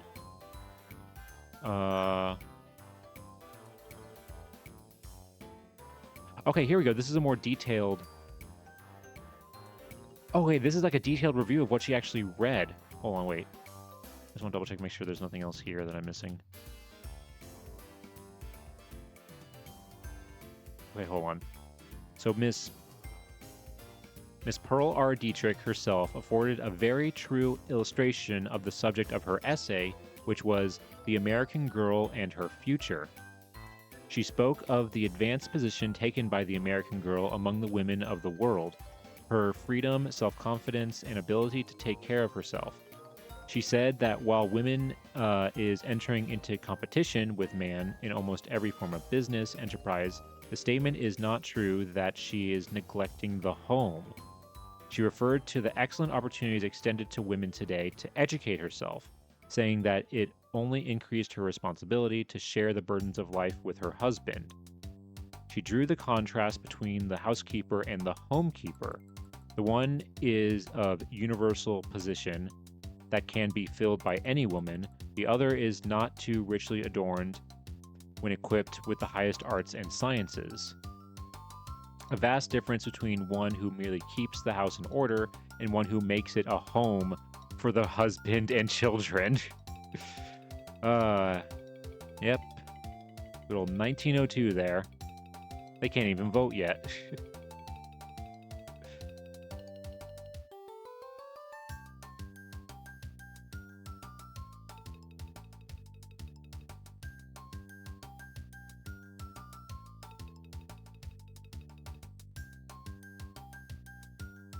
And we do know, actually, that she does own a business at some point. That before she got married, she had a hat business. And she sold women's hats.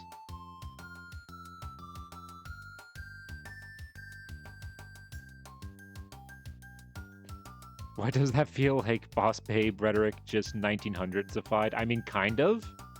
In like a weird roundabout kind of way. It kind of is.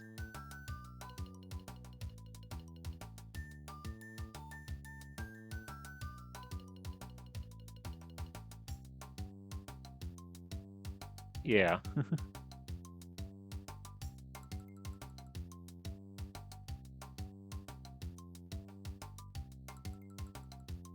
Because she is saying that, like, you know, they do have some, you know, like, freedom, and that they are able to educate, like, you know, to educate herself.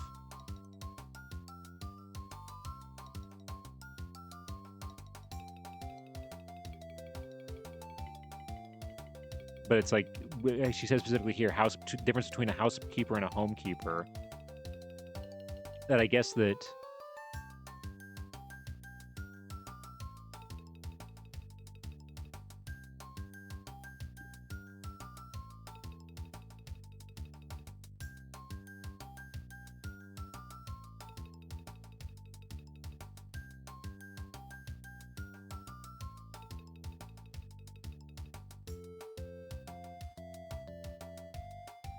Okay, I'm gonna be honest, Paperclip. I had to look up the word pejorative to understand exactly what you were saying, but now I get it now.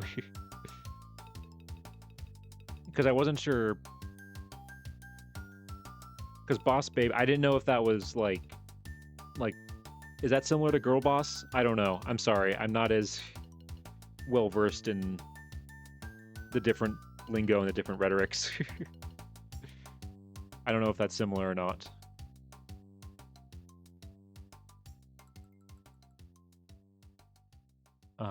Okay, wait. So this is... And then, okay, so it jumps to August of 1903.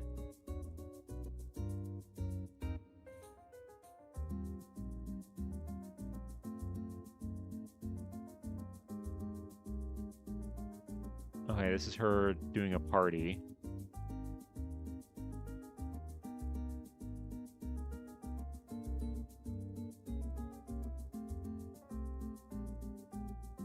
Let's see.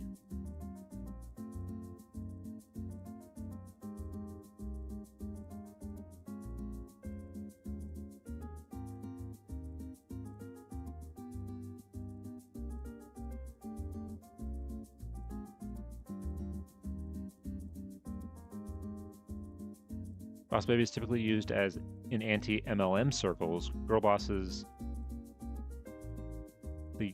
is something that you say, but I also kind of don't like it just because it's very, your worth is your work, capitalism coded, but I suppose it could be a good thing. I mean, I always saw it more personally as like, I don't know, it's one of those words that's like thrown around so much that I feel like it's lost a lot of its original meaning, and people just kind of say it. And a lot of people use it in more of like a joking, like a joke sense. So I really don't know at this point. Okay. What else do we got here?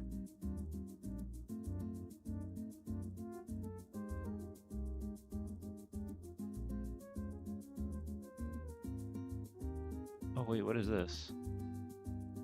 Whoa. B.W. Lewis. Whoa, wait! Oh my god! I.T. Kepperly! That's Marion's husband. Yeah, Isaac T. Kepperly. That's Marion's husband. I can't remember if we had a photo of him before or not, but...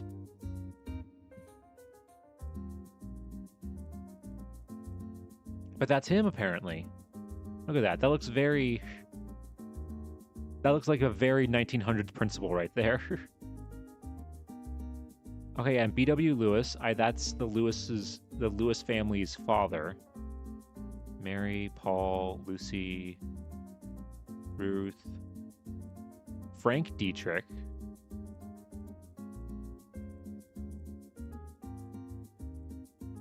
Okay, guys, so I gotta remember that.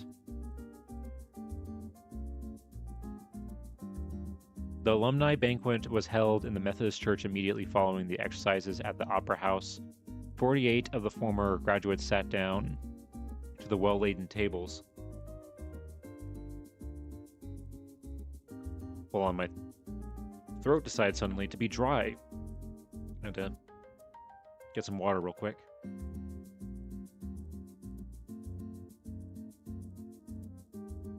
Okay. So this is the Alumni Society.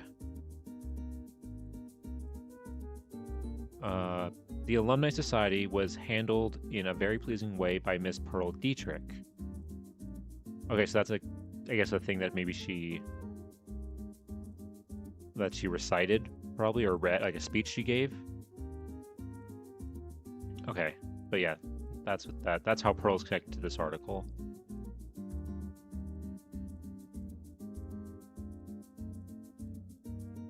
Is this a similar... Is this the same thing, just... Ah, okay, yeah, so this is another thing that's like the graduates of Tacanic High School. Man, I wish they would have done this with the photos here. I wish they would have done this for the other graduating classes, but they haven't. Because that would be so cool to have photos of, like, the people who, you know, like when Pearl was graduating and stuff like that. I think this is just the same thing. Yeah, this is just the same article.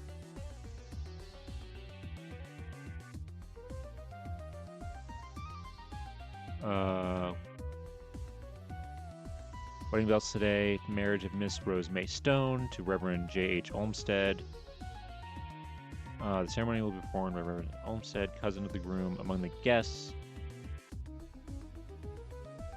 The latter will be playing the wedding march. Okay, so Pearl was there as a musician to play the wedding march for the wedding ceremony.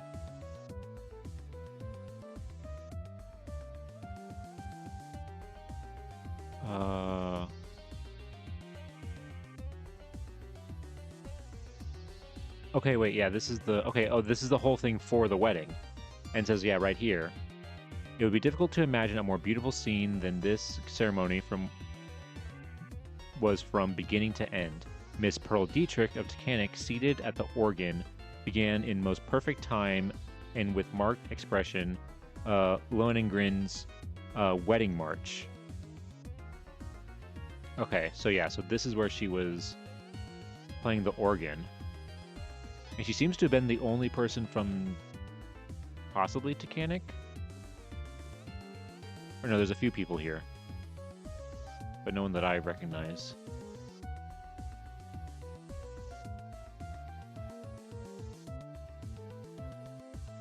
What is this one? Come on. Come on. Okay, whew. This is to Easton. She was accompanied by her sister. Okay, that's just her traveling. Oh, what is this? We'll open a kindergarten. Miss May Stark and Pearl Dietrich will open a kindergarten about March 1st in vacant rooms in the house occupied by Joseph Rhodes on Courthouse Square. They have been urged to do this by several people and expect to have about 30 children under their care. Ms. Stark has had experience in that line of work at her former home in South Dakota, and as both the young ladies are capable of enterprising, there's little doubt of their success. Huh.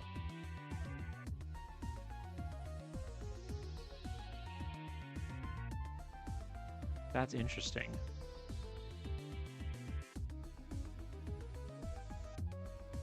Okay, this is just her traveling. Because when did they say that's February? They're going to start in March, but I don't see anything here advertising it. This is just her traveling during this time. So maybe they didn't do it. Yeah, because I see month's visit to Easton and Philadelphia, spending a week with. Visit to Easton and Philadelphia. How about this one?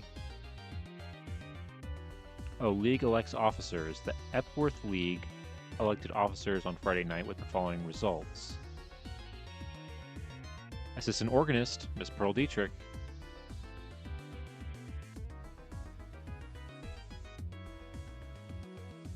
All right. So yeah, so she was also a musician as well.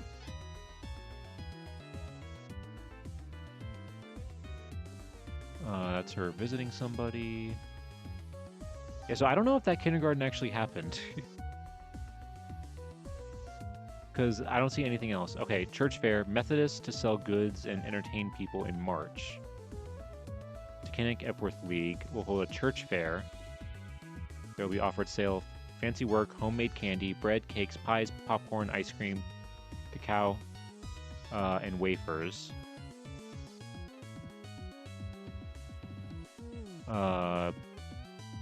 Phone committees, so decorating. So she was helping with decorating, and she was one of the just overall assistant officers. Huh.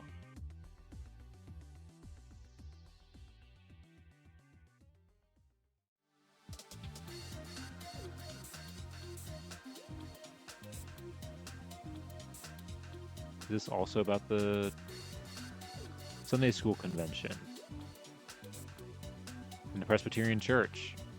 Okay, yeah, so she is also involved in the Presbyterian Church. Of course, she was the corresponding secretary for the Presbyterian Church in Taconic.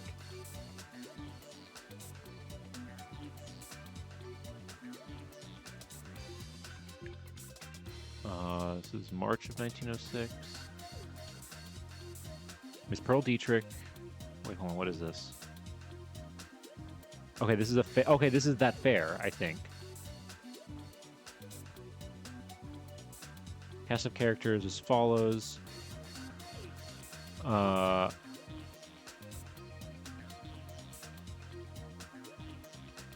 on. I'm trying to see if I recognize any of these other names.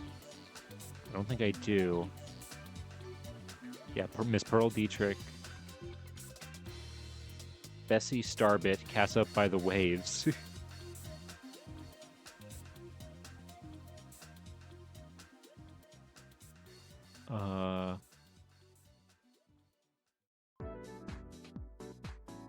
Okay, yeah, so she was definitely involved in the local, like, church activities and everything. What about this one?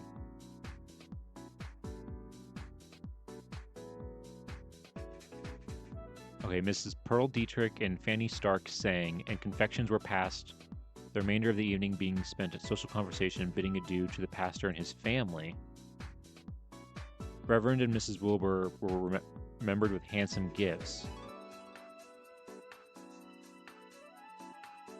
Okay, so this is the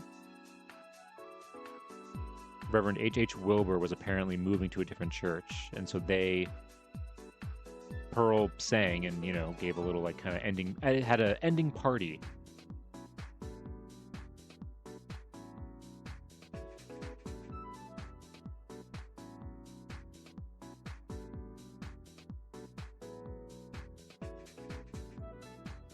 Miss Edith. Okay, yeah, that's just her traveling. Her traveling.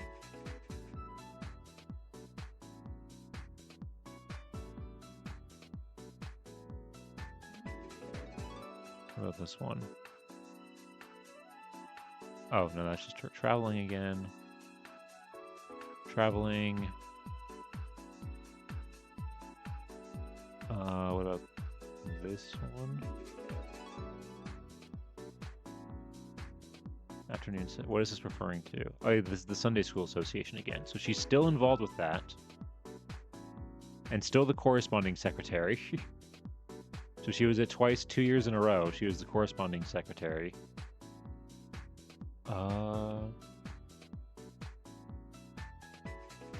This one.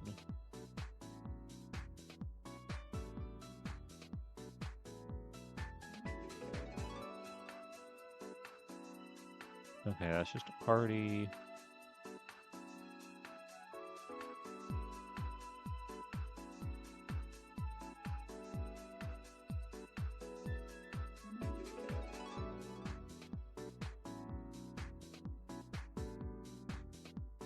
Let's see.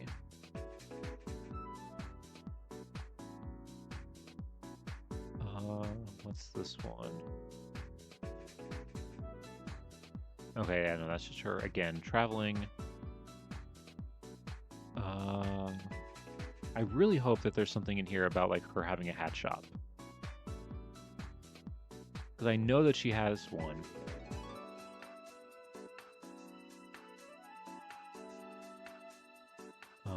I think this is one of just somebody visiting her.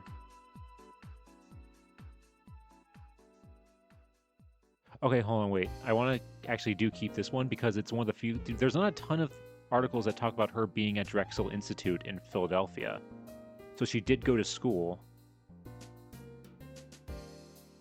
She did go to school after high school. But we didn't see any articles about her like graduating or going back and forth to school. So I don't know if she just went for like a 1-year thing.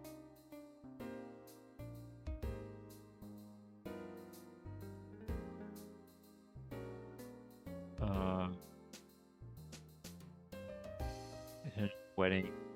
Okay, yeah, that's just her attending a wedding.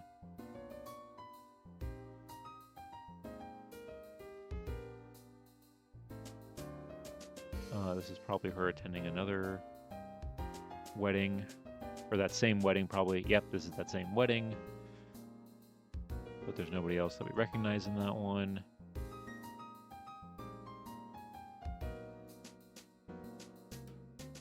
Oh, hold on, what is this?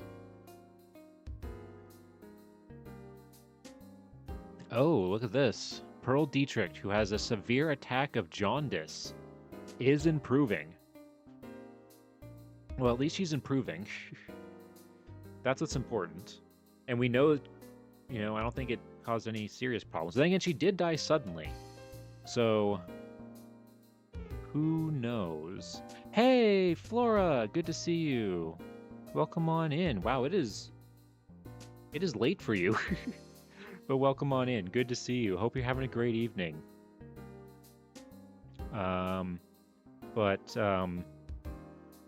Just to briefly catch you up real quick, we're researching a woman named Pearl Dietrich. We've discovered that she got married in 1914 to a man named Arthur Bright. And her husband, Arthur, had like 10 different jobs over the course of his life, or of course of their marriage. Starting with first he was a shipbuilder, then he was a steel salesman, then a foreign representative, then a different salesman, and then he was a clerk for a belting and packing company, and then he was a sales manager for stocks and bonds, and then he was a traffic man, and then he was a manager at a rubber company. All over the course of like 20 years.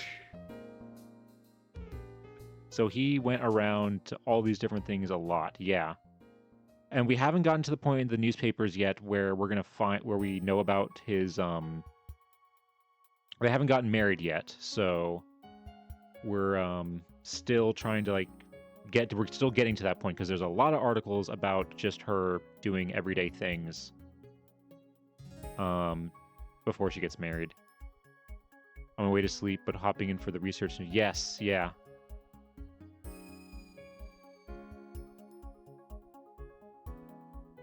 Oh no, sorry, not all that before marriage. No, I'm sorry. The newspapers we're looking at are Pearl before her marriage. No, the jobs that he had were after they got married. Sorry, I think I got things a little, yeah.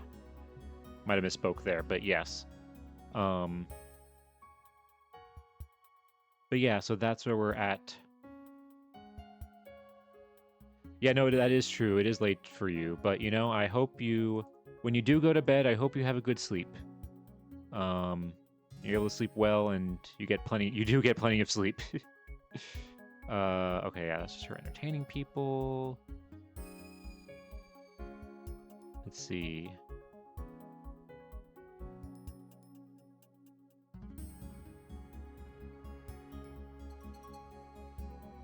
Okay, yeah, this is again her election into this Epworth League.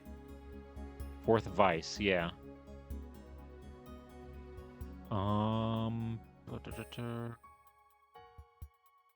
Okay, so yeah, so then it jumps from April to October. Let's see what this is real quick. Engagement.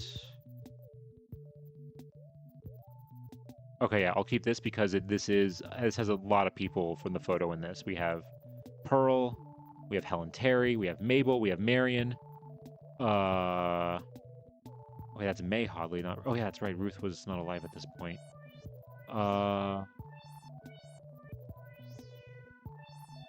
People. Jesse Garman, yeah. Yeah, so there's like 5 people from this photo. Oh yeah, like 6 people from this photo.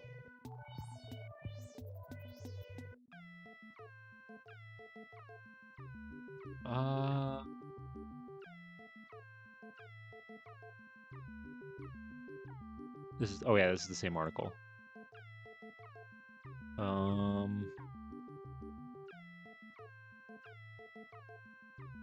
Let's see. What about this one?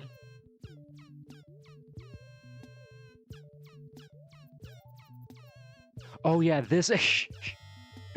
I remember this one. Yes. I love this title so much.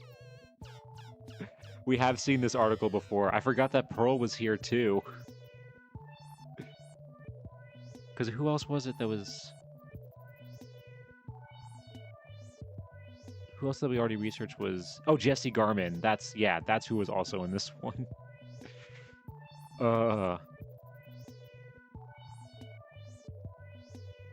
Like, you could still... I feel like you could still have this article title in a newspaper today, but it would have a very different meaning.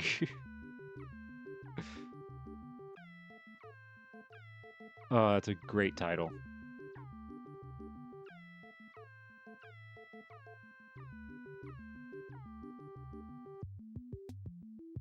Okay, that's just her visiting somebody.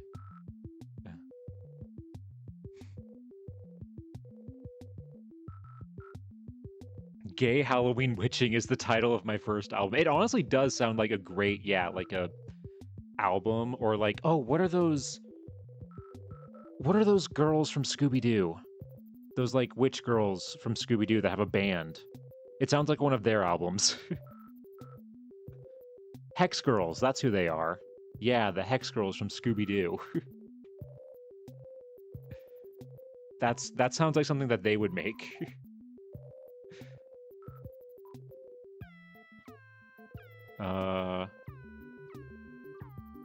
Let's see. This is just her traveling.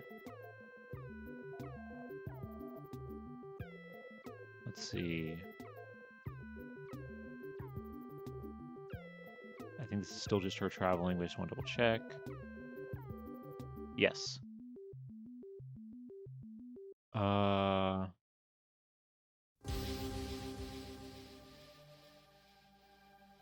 Yeah, a lot of these are her just visiting people.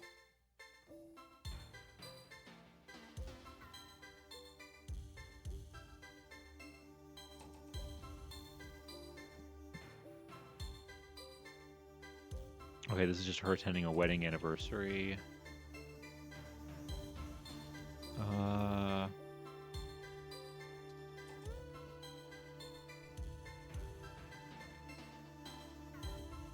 Okay, I think we're almost near... Okay, yeah, we are almost done with this collection of newspapers. There's a lot of them.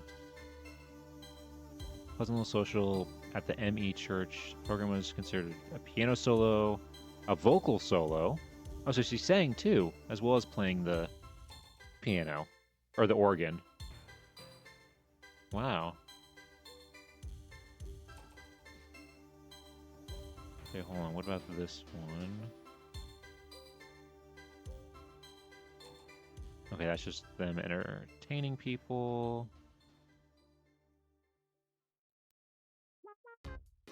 What about this one? Adelaide Place and Miss Pearl Dietrich will represent the local Epworth League at the convention of Tacanic Subdistrict at Spring Hill next Saturday. Okay, yeah, so she's still in that Epworth League. We have seen a lot of articles about that. Okay, so let's now change the years here.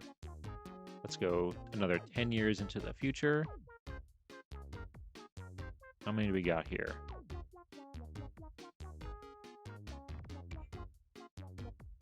Okay. So we got a few things, but it does stop in 1912 because I think that is when there's like a weird cutoff in like the dates.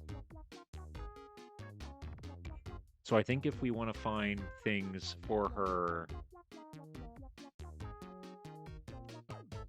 wedding, we're gonna have to go to one of the other local other counties. So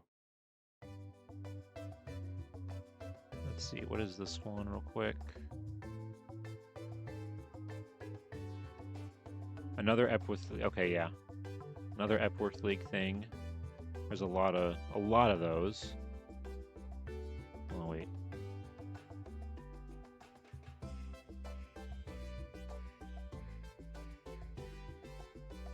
What is this?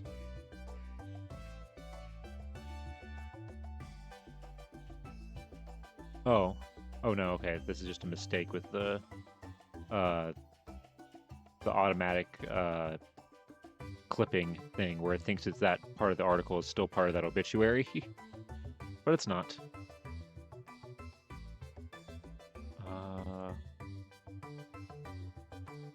Cottage. Okay, that's just her traveling some more.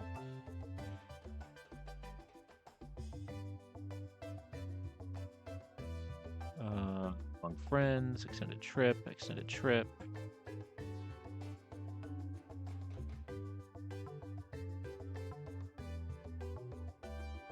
Hold on, wait, what does this say? Okay, I'm assuming that this isn't... I'm assuming there's a Moscow, Pennsylvania. I'm assuming there's a Moscow, Pennsylvania, because otherwise that's crazy. Wait, hold on, what's this one? Kelser, Burt. Okay. Okay, look, she played a wedding march again at another wedding. So she had a thing. She kept doing this.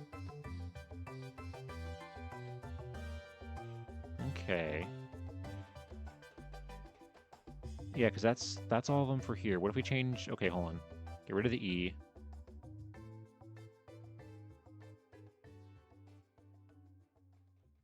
Okay, there's only two. This one is just her visiting Philadelphia. This one... That's just her traveling again. Okay. So... If you get rid of the Wyoming County...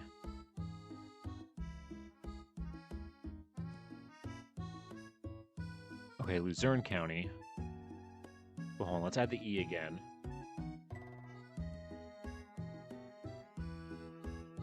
Whoa, really? Okay, Philadelphia. Whoa, that's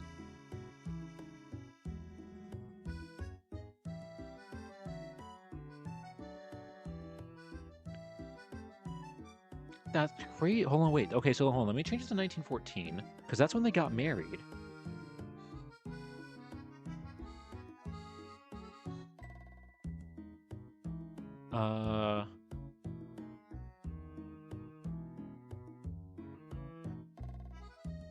When did they get married again? Hold on. It says in here. May 15th, 1914, and they did get married in Tacanic.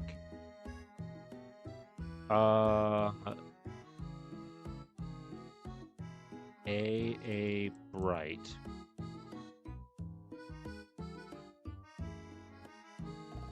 Okay, not Franklin County. Let's just make it general. Pennsylvania. Okay, Luzerne County. There's some. Bright. A bright guy. Oh my god. Hold on. Let's change it to Arthur.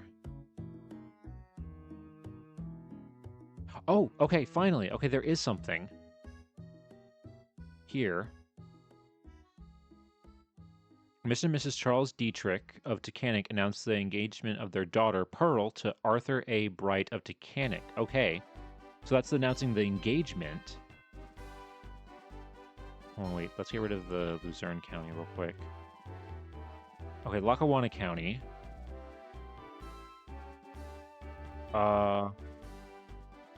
It wouldn't be January. March, no. May 14th, I think, is when they got married. Is this something? Court names election, Arthur Bright, judge an election of... Okay, yeah, no, that's a different Arthur Bright. Okay.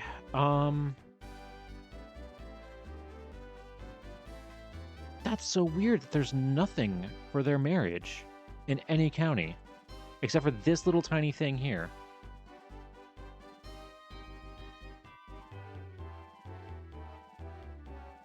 That's so weird, because normally there's like a ton of stuff. Okay, interesting. Okay, Mrs. Arthur Bright. Okay, hold on. Let's go back to, let's change it. Yeah, from 19. Let's actually do 1914 to 1920.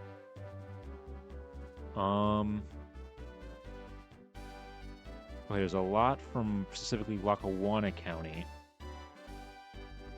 But we know by the city directories that by 1919 they are in by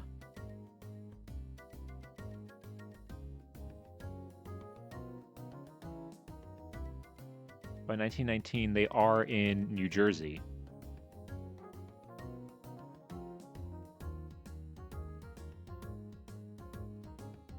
Let me see if there's an A.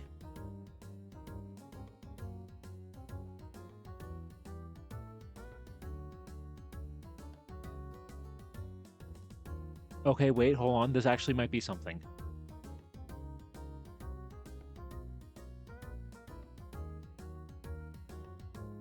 Gathered around town.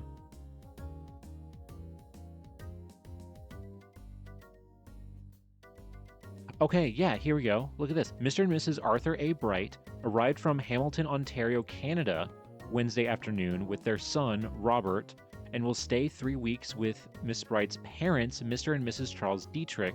Okay. Yes, because that was the other thing, too, that we discovered, is that for some reason, their son... For some reason, they moved to Canada in the 19-teens, and their son... who we have their birth certificate for here, their son Robert, was born in Canada. Was born in Hamilton, Canada, in Ontario. And all it says that he was working as was a efficiency engineer, which is another career that I forgot to mention that he also had at some point.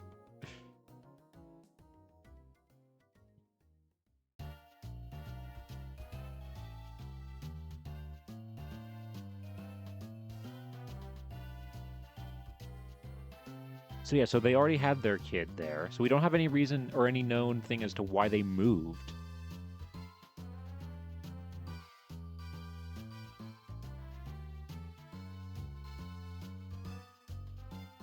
Wait, hold on, no, that's just the same.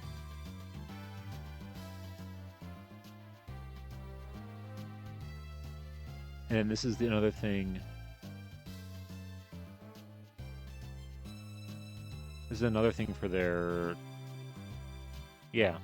Mr. and Mrs. Arthur A. Bright of Passaic, New Jersey. Or Passaic? Passaic, New Jersey. Announced the birth of their son, Arthur A. Bright Jr. Prior to her marriage was Pearl Dietrich of Taconic, Pennsylvania. Okay, yeah. So there are still some.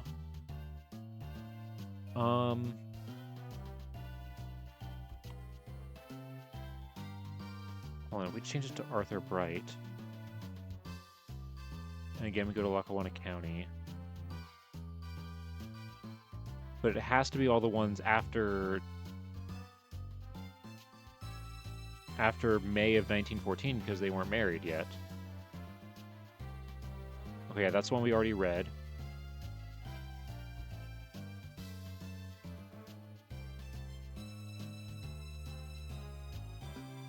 Okay, what's this one? Miss Dorothy Dietrich, daughter of Charles Dietrich, with her sister, Miss Arthur Bright, left tonight for the latter's home in Hamilton, Ontario, Canada, to make a 6-week visit, stopping at Niagara Falls and other places en route. Okay.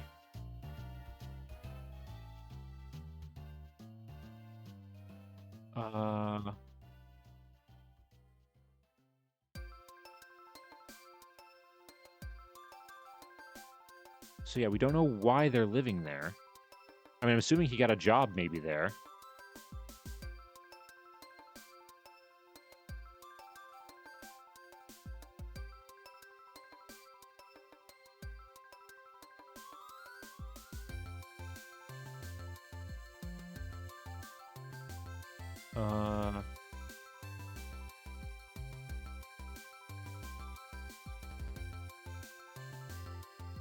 Okay, yeah, no, that's a different... Unfortunately, Arthur Bright is a very common name. So it's a little hard to figure out exactly who in some of these is being referred to. Okay, wait, hold on. This looks like her.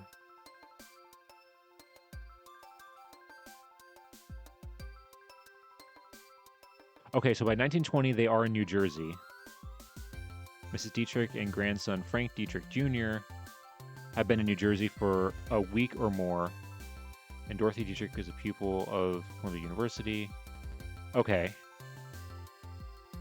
So yeah, so they are there.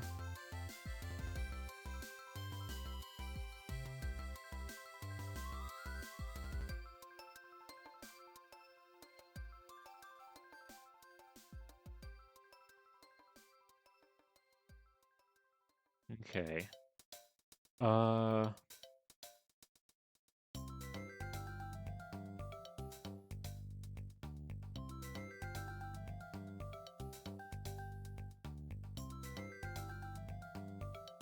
So let's maybe try... We get rid of the Lackawanna County. This county also had some stuff?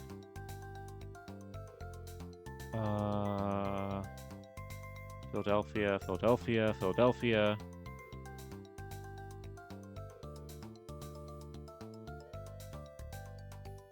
Okay, here's something. That's a different one that's talking about the birth of their son. Hamilton, Ontario. But there's nothing here about them, like, leaving. Like, why did they leave for...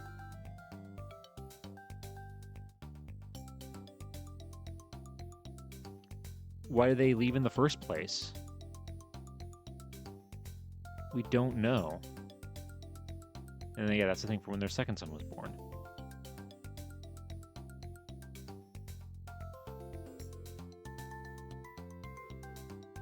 If I change to Mr.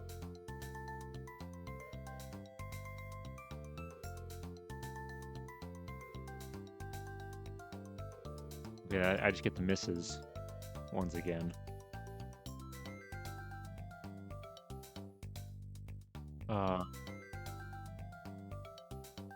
Yep, just getting the same ones again with Mr. Yeah, no difference. No difference at all. Okay, what if we now change it to... Hold on. Hamilton, Ontario? Yeah. What if we just change it to Arthur Bright?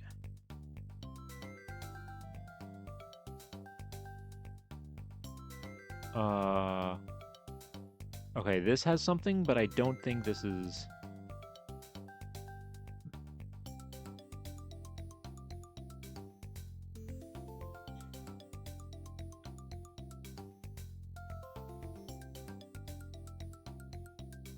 Alright, yeah, that is not who we're looking for. Because they were not killed in a horrible accident, according to that article.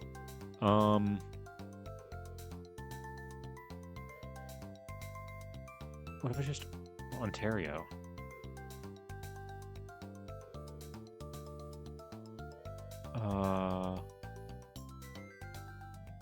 Okay, we're also getting...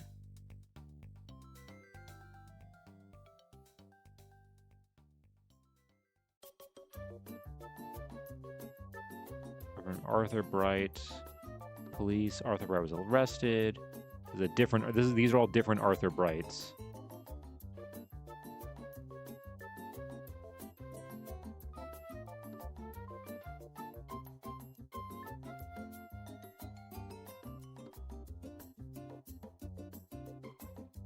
Yeah.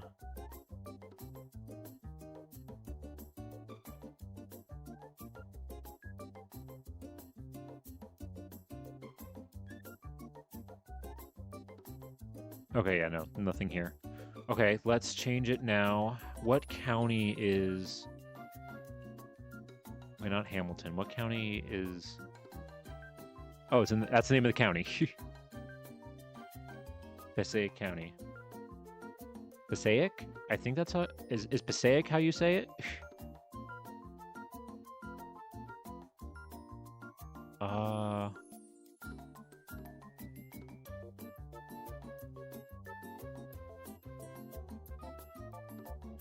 Okay, there's a few things here. There's only... Well, there's only 3, but there's something.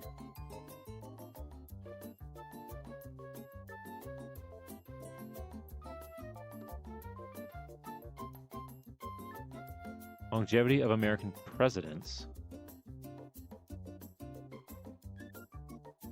Oh, Arthur. Chester Arthur. This is referring to different... These are all the different presidents and what happened to them. Arthur is referring to Chester Arthur, and apparently he had Bright's disease. So that's why they're next to each other.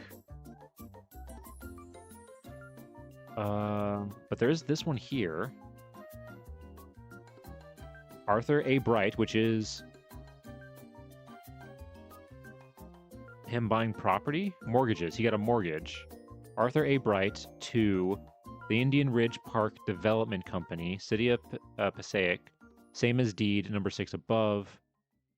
3 years at 6%, $1,700. Okay, so he's buying land. We'll see if this goes anywhere.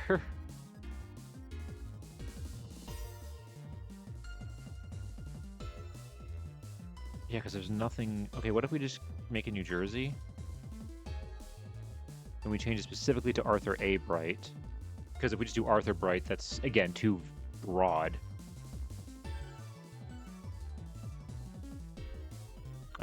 Hold on. Okay, upright, upright, upright, upright. Okay, there's that one with the... Okay, that's the only thing that comes up in all of New Jersey for Arthur A. Bright. Okay, so let's try 21 to 30. Okay, there we go. There we go. Okay, now there's more.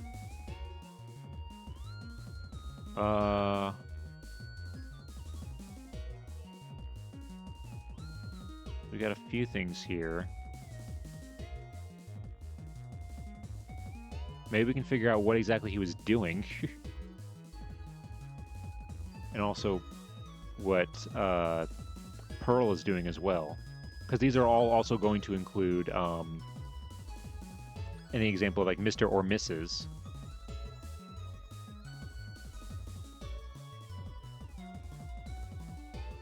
Oh, is this a donation thing? Gift for relief. European relief reporting. Okay, so after the war, European relief. Okay, so he donated $5. Donated $5.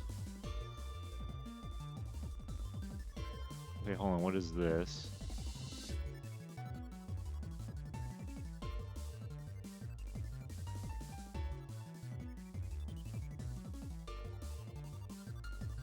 Oh, hold on. Yeah. A petition was received from the property owners on Mercer Street requesting that the name of the street be changed to Jefferson Street. This was referred to the Committee of the Whole. Supplemental petitions were received from Clyde F. Hicks and Arthur A. Bright, property owners on Amsterdam Avenue. And yes, we do know that they were living on Amsterdam Avenue, 75 Amsterdam Avenue. And apparently they wanted to change the name of the street. Petition to that street and making the assumption action be taken in the original petition. Okay, so yeah, so they want to change the name of their street.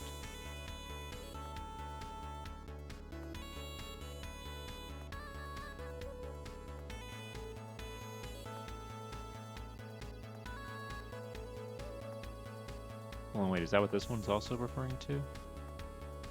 New York Telephone Company will be asked to install a phone in the new district courts. Okay, no, this is a different thing. Clyde F. Hicks, 71 Amsterdam Avenue, and Arthur A. Bright, 75 Amsterdam Avenue, asked that the street be improved between Passaic Avenue and Dakota Street.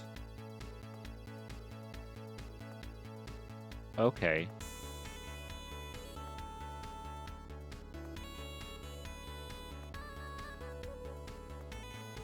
There we go. Okay, so that's what that's referring to. They're wanting their...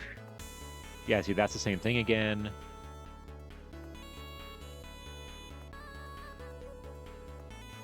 Wow, they're doing a lot of, like, city work and petitioning during this time.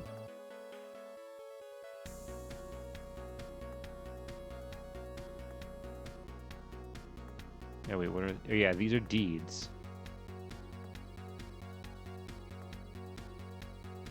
Arthur A. Bright, Passaic Realty and Construction Company to Passaic A. Bright, City of Passaic, beginning on the west side of Amsterdam Avenue and Elmwood Avenue, 100 by 100 feet, more or less.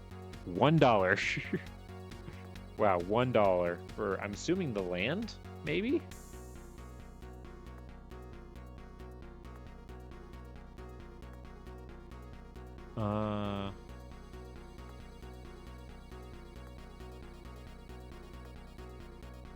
I think this is the same thing. Building permit rates, yeah.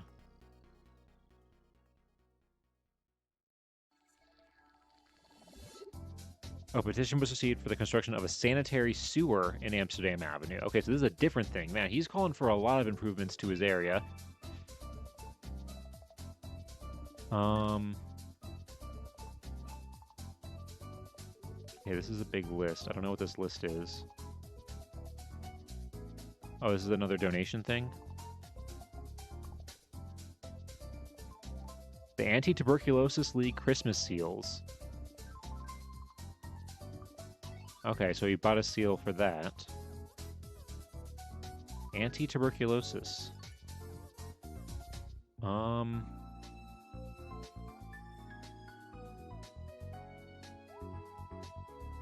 Okay, so then it jumps ahead to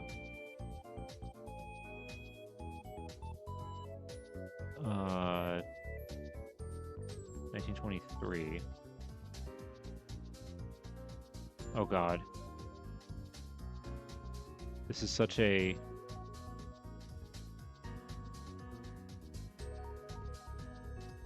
Oh, is this a driver's license thing? Him getting a driver's license?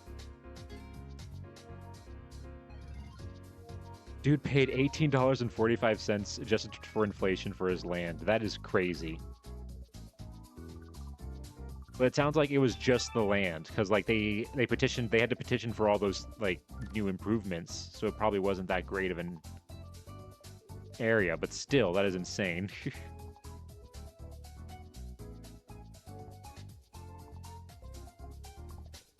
uh,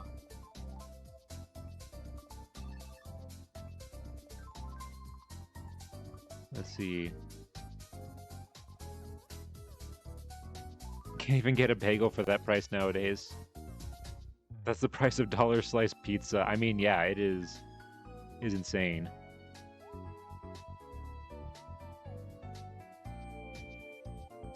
Boomers really had a good... This isn't even boomers. This is pre-boomers. This is like 30 years before boomers existed.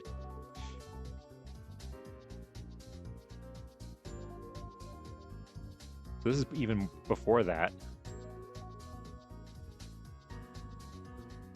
Okay, so this is them entertaining at their house. So this is the first thing we see with actually Pearl referenced. 75 Amsterdam Avenue, entertained the members of the ST Club last evening at their residence. Awards for cards were received by these people. Those who attended were... And the list of all of them. Okay, yeah, so they do have a... They are doing club stuff and other local activities.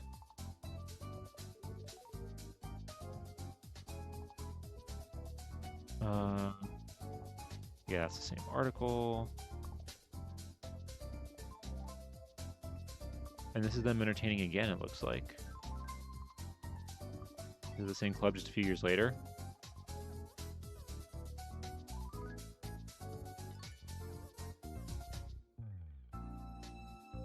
Yeah, this is them just entertaining again. Same group.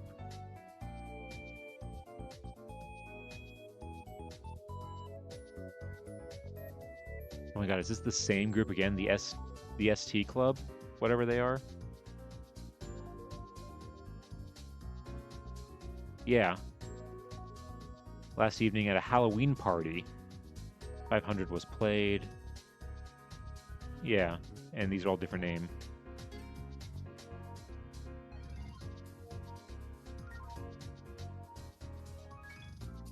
I don't think I'm starting to think that might not have been for the whole land. I think that was like some other thing with like setting up like the deed to the land. I think. Like a processing fee for like setting up the deed or something like that. I don't think that was actually buying the land at this point, because that's even for back then, that's ridiculous.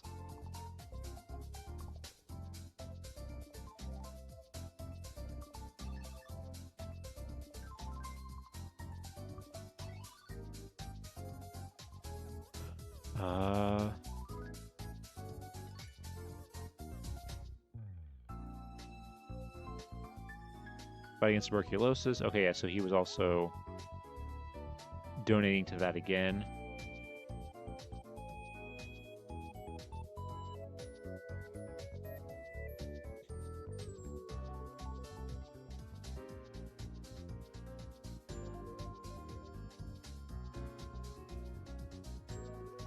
Oh God, that's them entertaining the club. Like every year, the only time they're showing up in this newspaper is them entertaining the ST Club.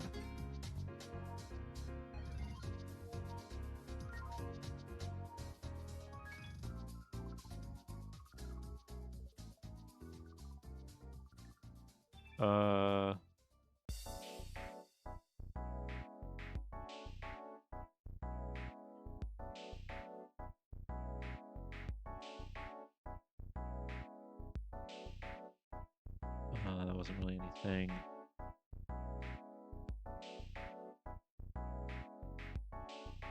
Let's see.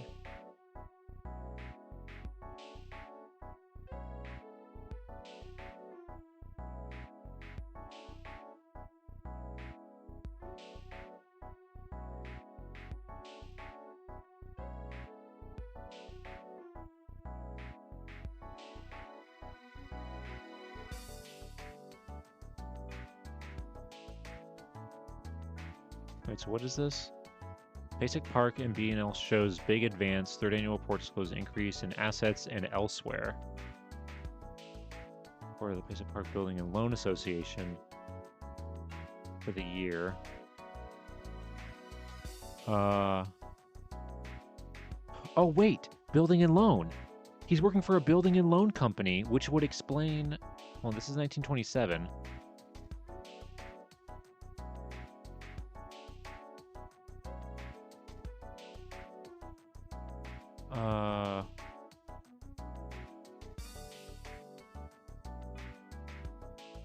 So maybe that's what it refers to when it says salesman. He's like a salesman for the stocks and bonds, maybe.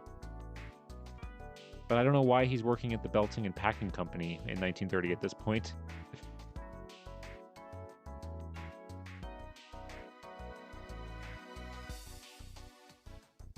He's working in a building. He's basically living like Jimmy Stewart in It's a Wonderful Life, working for a building and loan company. On a paper, the reported values show that farm real estate for the country as a whole advanced from 11.14 cents per acre in 1850 to $21.31 in 1890, an increase of over 90%. That's $471 to $773. Yes, that is a... Huh.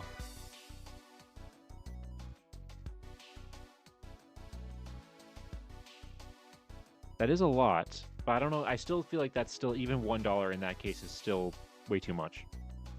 Depindo? It looks like Depindo, Commander Francisco Depindo, the daring Italian aviator whose flight around the world was interrupted with the accidental burning of his plane at Roosevelt Dam, Arizona, is seen here following his presentations to President Coolidge at the White House. Okay, so he was a pilot, an aviator during this time. Flying around the world.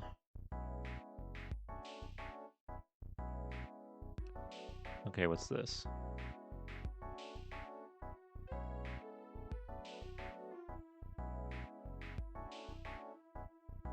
Yeah, just a casual... I mean, they put everything in the newspaper back then. Okay, this is her at a luncheon.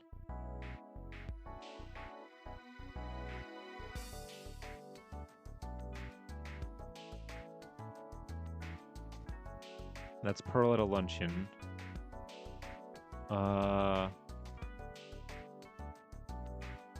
What is going on here? Building a loan, Essence, associated to like staff. Yeah, okay, so this is what he's working with. This is when he's working with stocks and bonds. So, okay, so that does narrow things down a little bit. When it says salesman in these ones here, in this 1927 and 1928 ones here, salesman is referring to he is selling stocks and bonds for and like for the building and loan company. That's what he's doing. That's what it's referring to.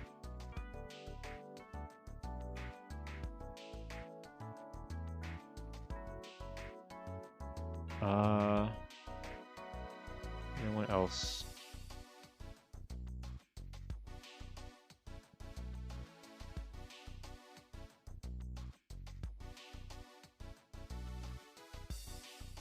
What else do we have here?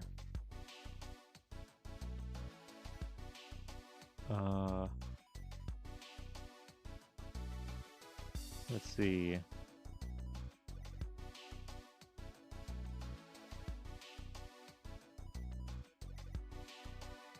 That's just him being a member of a club.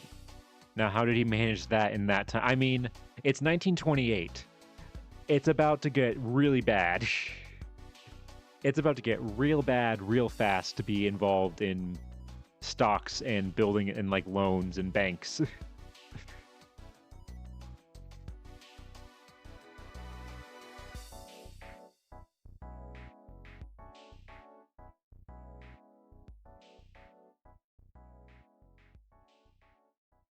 Okay, wait, what is this? Okay, yeah. Bart building and loan holds dinner parties. So yeah, so he was literally living like Jimmy Stewart in It's a Wonderful Life. Working for a building and loan company. Yeah, bro had no idea. Yes, nobody. Oh, well, I mean, I'm sure some people did, but uh,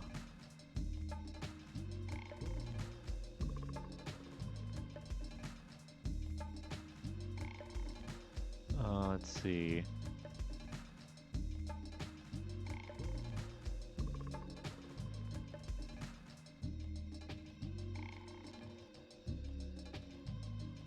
Let's see. Anything else with him? Okay, this is May. Hold on, wait. When was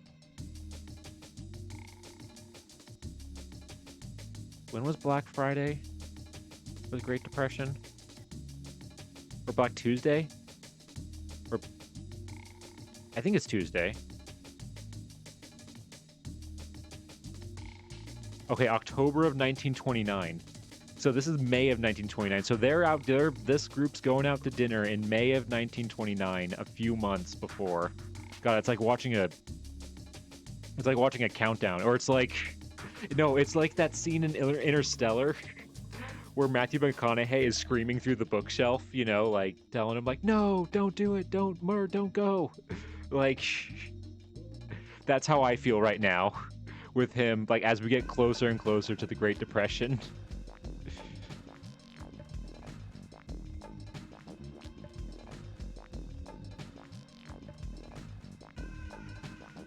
Okay, wait, what is this? Apply to Arthur A. Bright, 6-8, wait. Oh my god, wait, did he start his own firm? No. Oh my god, wait. It's October 24th, 1929. What? Black Tuesday is October 29th. Did he start his own, hold on. Security salesman for an investment banking house. To 3 men in northern New Jersey who know or would become successful in the sale of securities, and the opportunity now exists to become part of the sales organization of an important banking house specializing in the public utility field. The securities are only those which offer a large margin of safety in an industry which has shown large profits and which is moreover reorganized as eminently safe. Dear God, this is 5 days before. The salesman will have the backing of an extensive national and local advertising campaign, together with an efficient lead-producing direct mail promotion. Sales literature is impressive. Compensation on commission plus a bonus will be ample to interest successful salesmen will find this a distinct opportunity. The sales department of the organization is advised of this advertisement. Apply to Arthur A. Bright, 618 Academy Building, Newark, New Jersey. Oh, oh no. This is crazy in hindtext.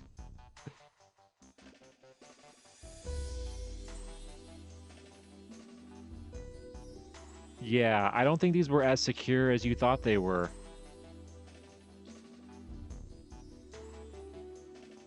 And then there's one more article. Oh my god, this is an advertisement on the actual day.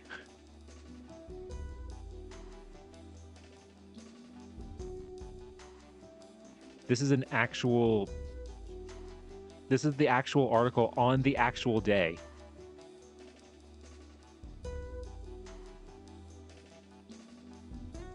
Margin of safety, I've heard that term. It's in Benjamin Graham's works. I thought he came up with the term, but it seems they used it back in that time. Yeah, I guess so. Oh, it'd be crazy if there was something that was like a thing, like a newspaper article, like, oh, these things are going out of business.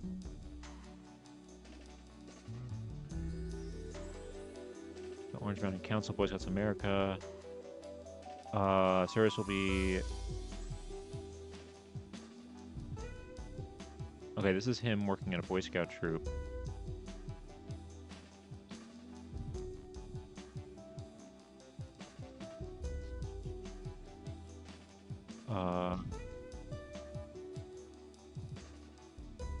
What is this?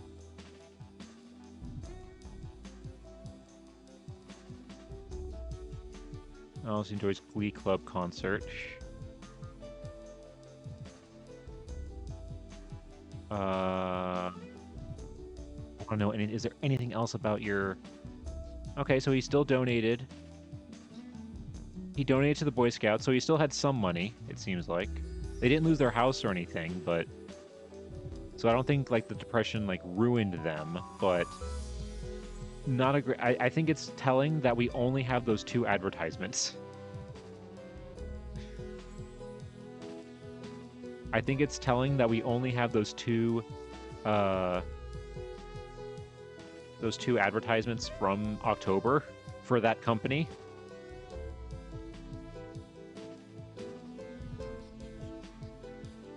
Benefit for City Club.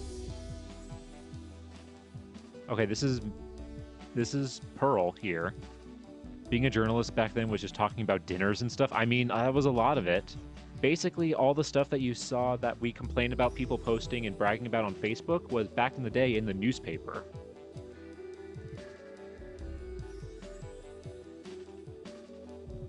They were the Facebook feed of their time. So if anybody was doing anything, you knew about it.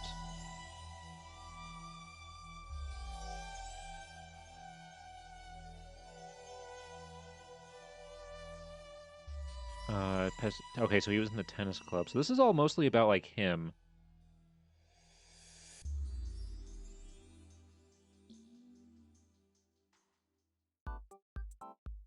Yeah, it's a tennis club thing. Oh, man, I want to find things about it. I mean, I don't think he's in stocks and bonds anymore.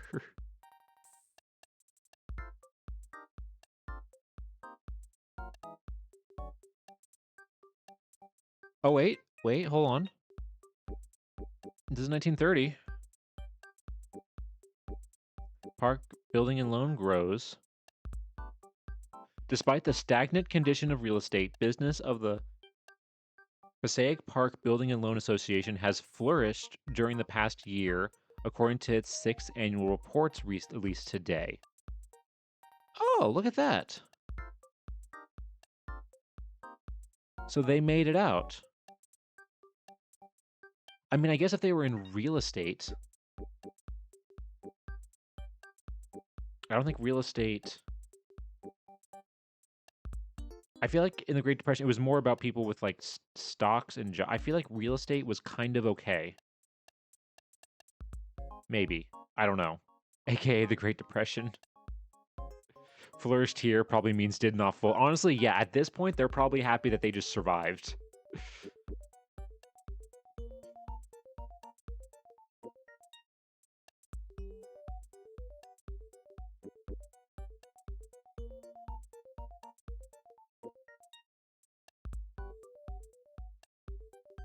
Okay, wait.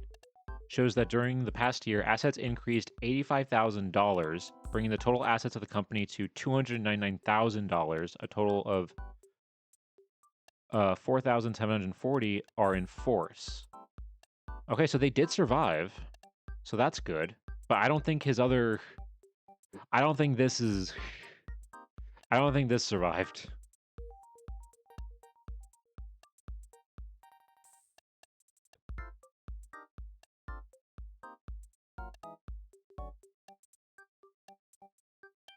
Oh, so what you missed, Warthrone, was the wife, or sorry, the husband of the woman that we're researching, worked at a building and loan and like investment firm right before the Great Depression, and he put out this advertisement for a new security salesman for an investment banking house.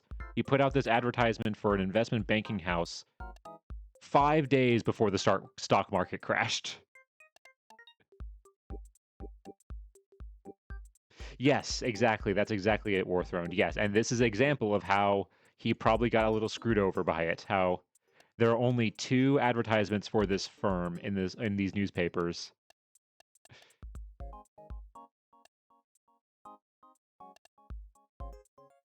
299,000 in 1930 is almost $6 million in today's money.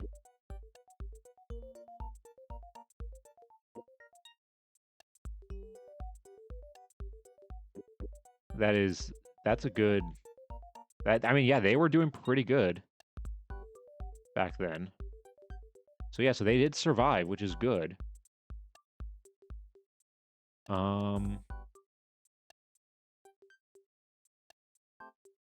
Bridge party. Okay, yeah, so this is them attending a party. So there's not really much about what Pearl's doing there during this time. So hold on, let me change it to Wyoming County. Is there anything? Okay, there is something here.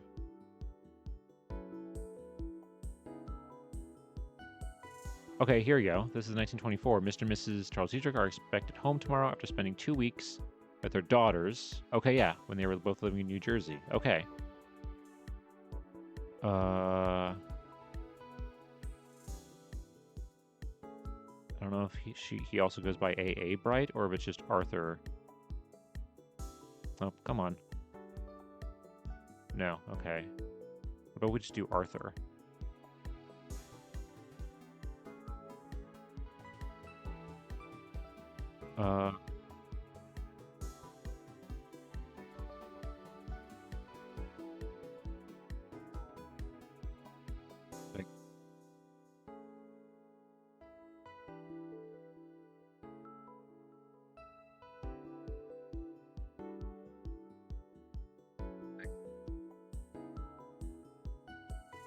I'm visiting people again.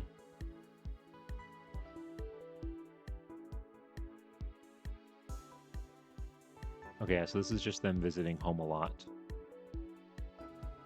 Okay. Arthur A. Bright. I'm going to put Mrs. in front of it. And we're going to change this to 1931 to 1940. Let's see.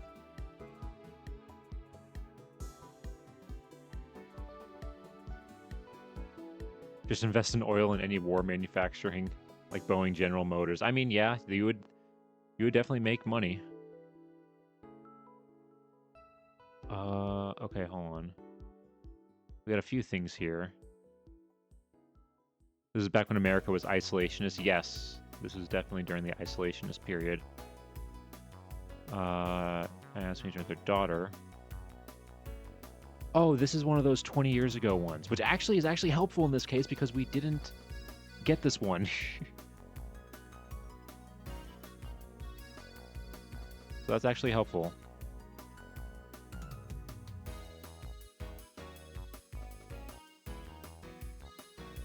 Same with this one. Look at that. Okay, these 20 years ago ones are actually helpful because we could not find any newspapers that talk about it in great detail, so that's actually helpful. Marriage of Mrs. Pearl Dietrich of this place to Mr. Arthur A. Bright of Philadelphia will take place at the home of the bride's parents, Mr. and Mrs. Charles Dietrich, tomorrow at 1 p.m. Ceremony performed by Reverend L.E. Sanford. Okay.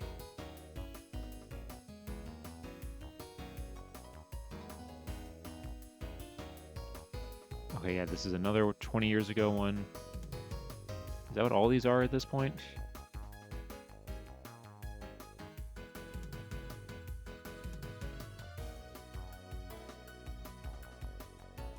Okay, this is their son being... Okay, yeah, that's their son getting born, or getting married. Okay,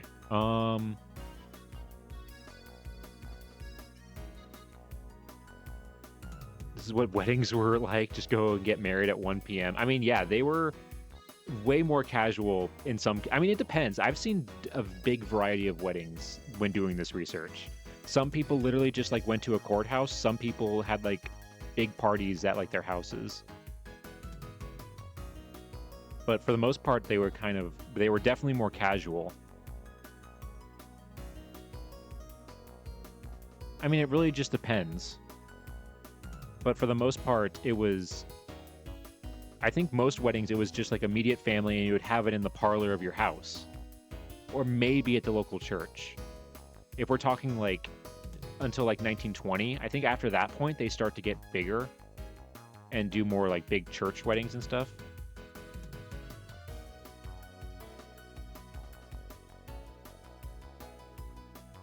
Bring back casual weddings. Hey, yeah, no, I agree. Oh, I mean, I went to a wedding about a month ago, and it was I would say it was pretty casual. It was like the ceremony itself was like less than like 30 minutes, and the the reception was just right next door and very.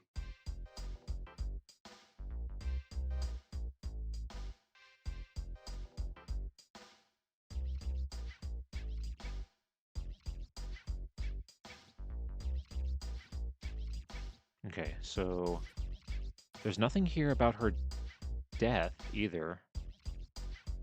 We change it to Arthur Bright.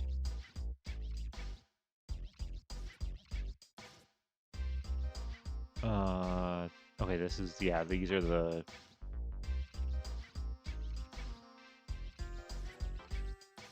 Wait, what is this?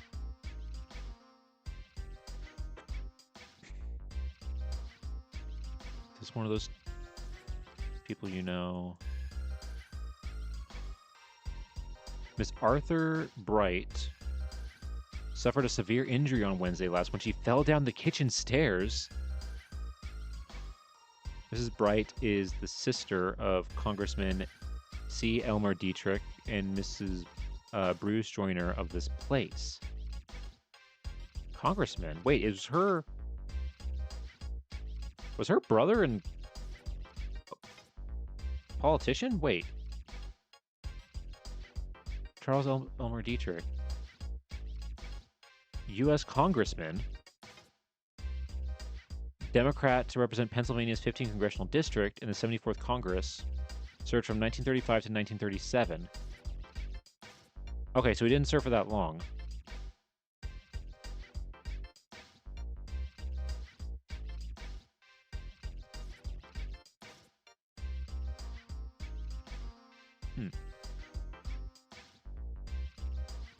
Well, I hope she was okay.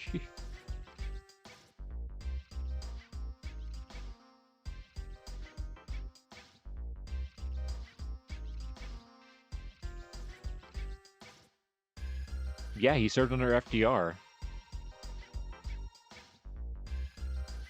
Hold on, wait.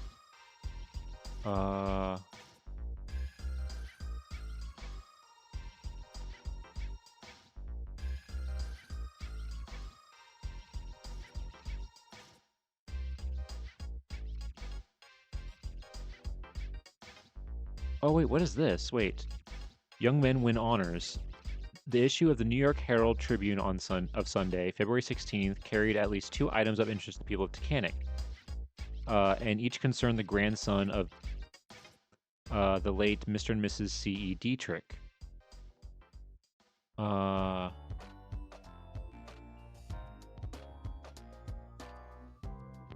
Each year at Dartmouth Snow Carnival, a cup is given for the best ice sculpture executed on the campus. This year, Robert Bright, son of Mr. and Mrs. Arthur Bright of Passaic, New Jersey, won the cup for his sculpture, The Mushers. The rotograph of the aforementioned Herald Tribune contained a picture of Mr. Bright and his work of art. The young man's mother will be remembered as Miss Pearl Dietrich. Whoa. Okay, so their son, Robert, had like a thing where he won like a sculpture competition.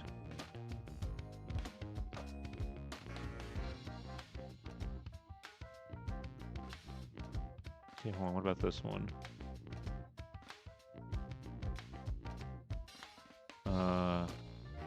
That's their son returning from a trip.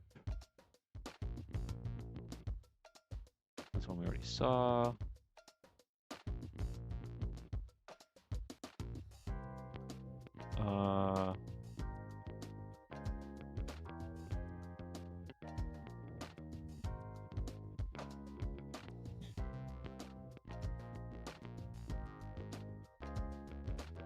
Okay, that's 20 years ago. Okay, here we go. This looks like a thing for, yeah, her passing. Miss Arthur Bright. Miss Pearl Dietrich Bright died very suddenly following a heart attack on Monday, April 8, 1940, at her home in Passaic, New Jersey. A daughter of the late Charles and Ada Dietrich, she was born in Taconic 55 years ago. She graduated from the Taconic High School and Drexel Institute of Philadelphia and lived in Taconic until her marriage to Arthur A. Bright about 30 years ago. Mrs. Bright was a charming, talented woman and has many friends here who were shocked to hear her death. She is survived by her husband, 2 sons, Robert of Rochester, New York, and Arthur Jr., a student at Dartmouth College, 2 sisters, Miss Stanley Brazenfield of New Brunswick, New Jersey, and Miss Bruce Joyner of Taconic, and 1 brother, Honorable C. Elmer Dietrich of Taconic. Funeral services were held at the home in Passaic at 2:30 o'clock Wednesday afternoon. Okay.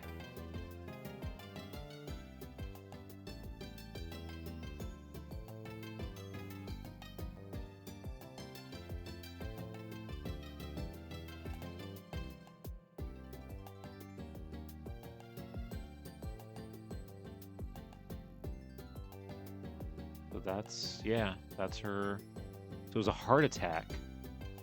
It wasn't anything else.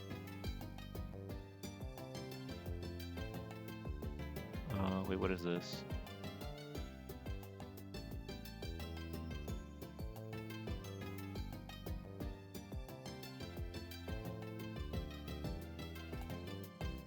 Okay, hold on. Let me now change it to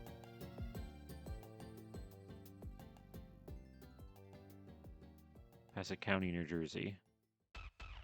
Oh boy. Oh wow, that's a lot.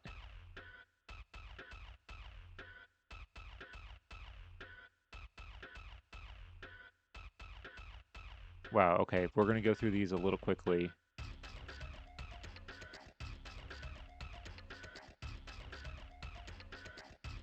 Yeah, it looks like it's a lot of it like them like hosting like bridge tournaments and being on like lists of like guests for things.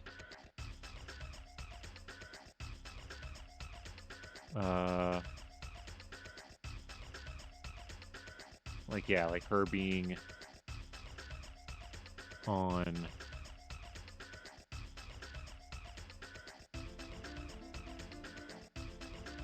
Merciful Reformed Church. Recording secretary. Yeah, okay, so she was recording secretary for this church. And then, yeah, guests for things. Oh, she did a lot in 1931.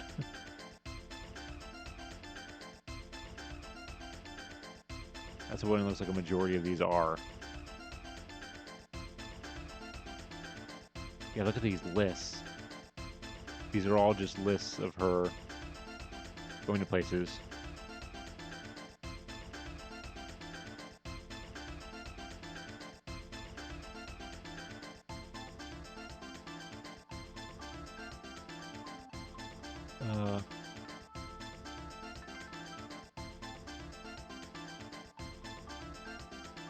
Violet Vincent at Monday Club meeting.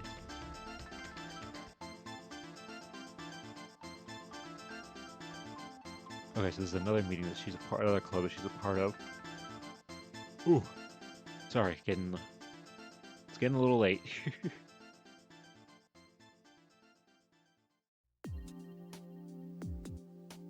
How religious do you think people actually were back then? There were a lot of I mean, I think people were overall pretty religious, definitely more than now. I would say, for sure.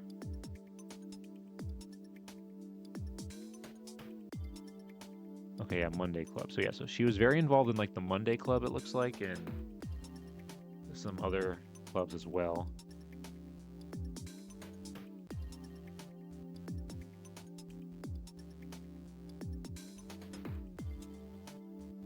And Sons. Okay, yeah, that's just them visiting relatives.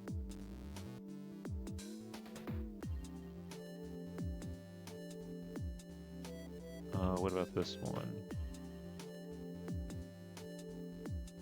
For church plans.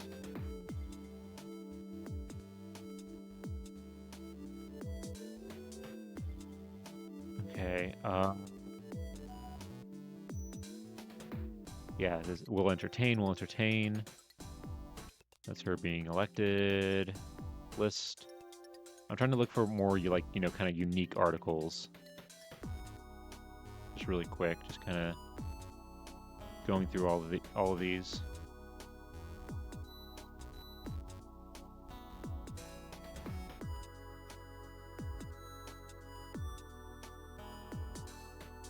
What's this one? Robert Bright, an honor student, class 1986 high school, will receive a $200 scholarship to Dartmouth College next year. Okay, so this is their son getting a scholarship.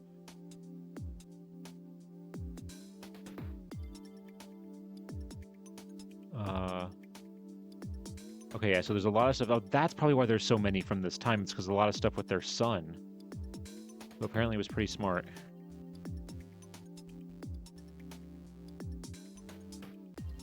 Entertained. That's just a list. That's a list.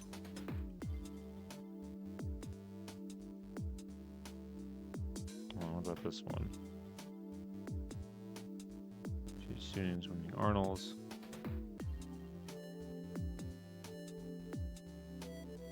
Okay, that's just another thing with their son.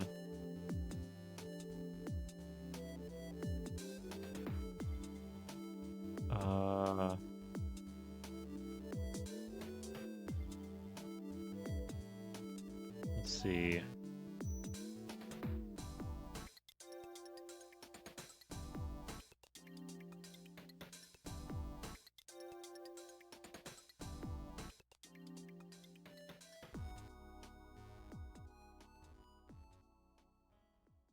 What's this?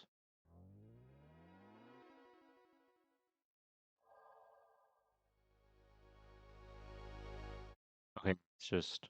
Yeah, so a lot of these are articles that are saying like, oh, this is... When they're talking about Robert, but they're saying son of Mr. and Mrs. Arthur Bright, so that's making it so that their names are coming up way more.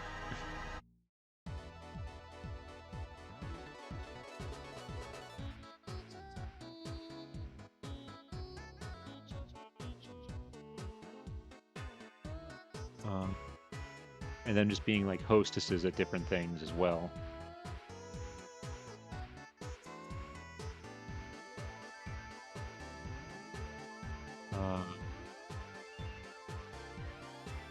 Wait, is this the sculpture thing?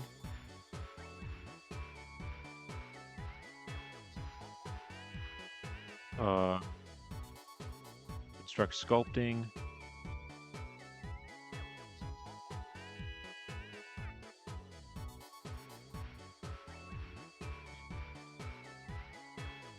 Okay, he already won that in this case. I think this is just them visiting. Yeah.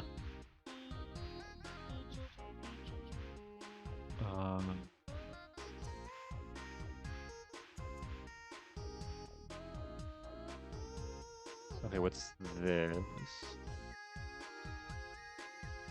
Entertaining. Okay, yeah, no, that's just her hosting guests.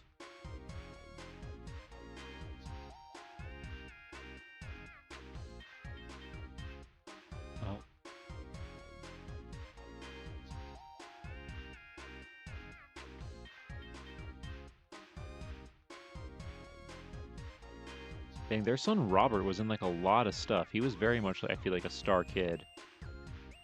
Oh, look, there he is. Candidate for BA degree in Dartmouth Monday. Look at that. Majored in chemistry. Look at him. There's their son.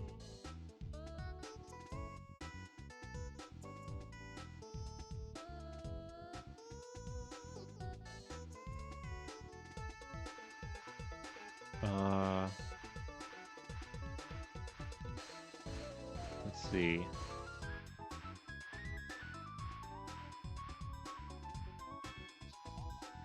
Yeah, so a lot. That's why there's so many of these during this time. It's a lot of like, you know, referencing their kids. It's like son of Arthur Bright. That's why there's so many.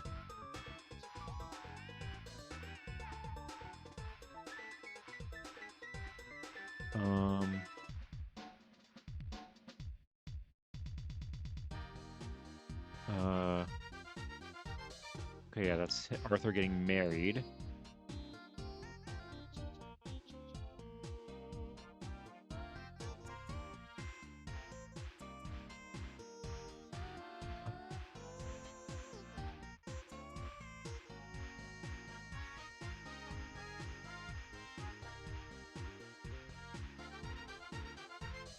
Yeah, it's a lot of stuff relating to their kids mostly.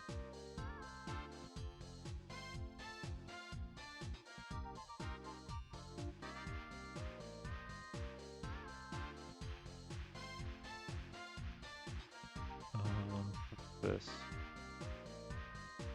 Which one would give hobbies talk at Old First?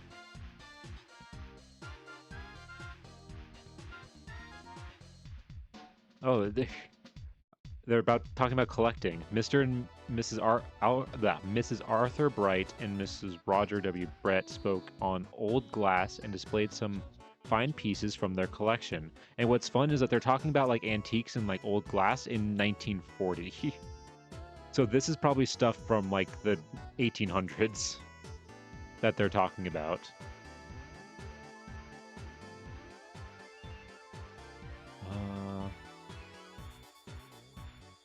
See. Okay, here we go. And then this is when she passed away.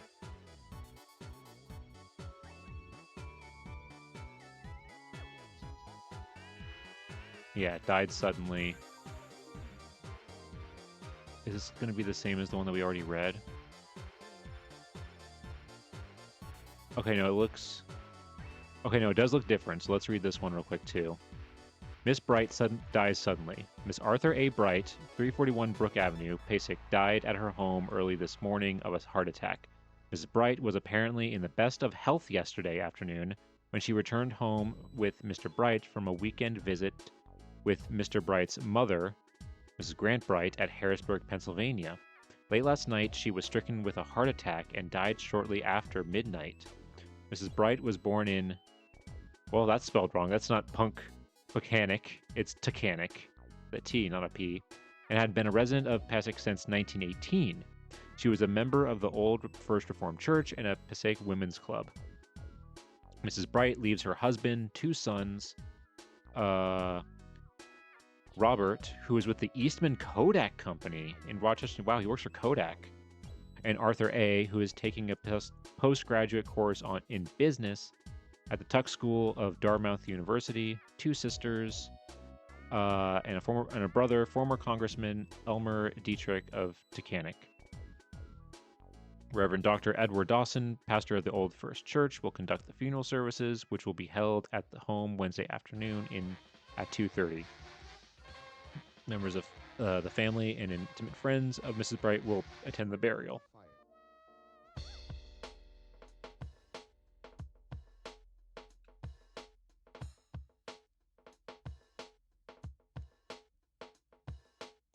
Okay, then this one.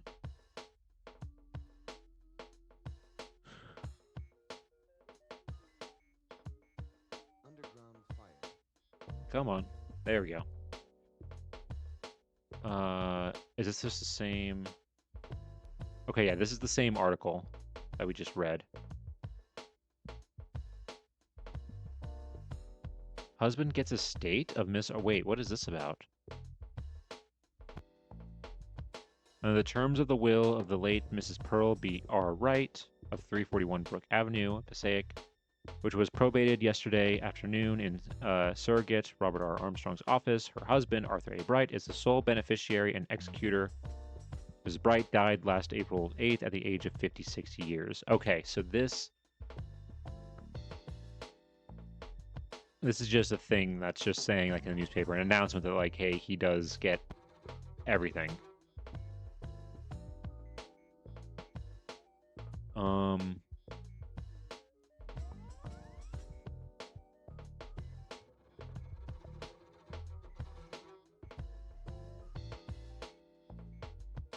Oh, this is the Bethel Monday Club. Yeah, regret of the death of Miss Arthur Bright was expressed. Yeah. Mrs. Bowman, in tribute to Mrs. Bright, said her quiet friendliness endeared her to all club members.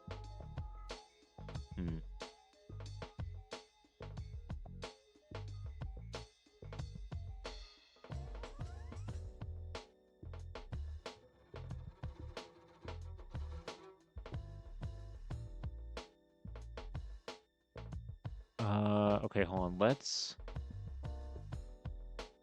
I just want to do one more. Change that. And let's go change it back to Pearl.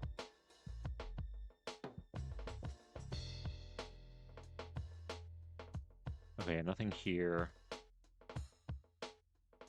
Change it back to Wyoming County, Pennsylvania.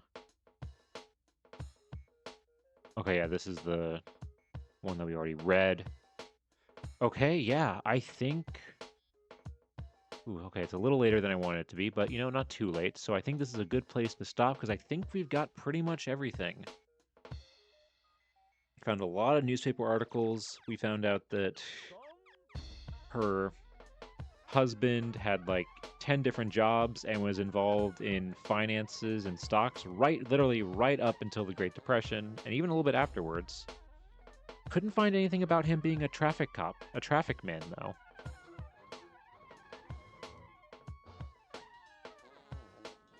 Couldn't find anything about that, unfortunately, because all the newspaper articles from that time period were basically about their kids. Almost all of them in that time period were about their kids. But let's see. Yeah, I'm trying to think. I mean, we learned that, you know, she also was a business owner as well. She also had her own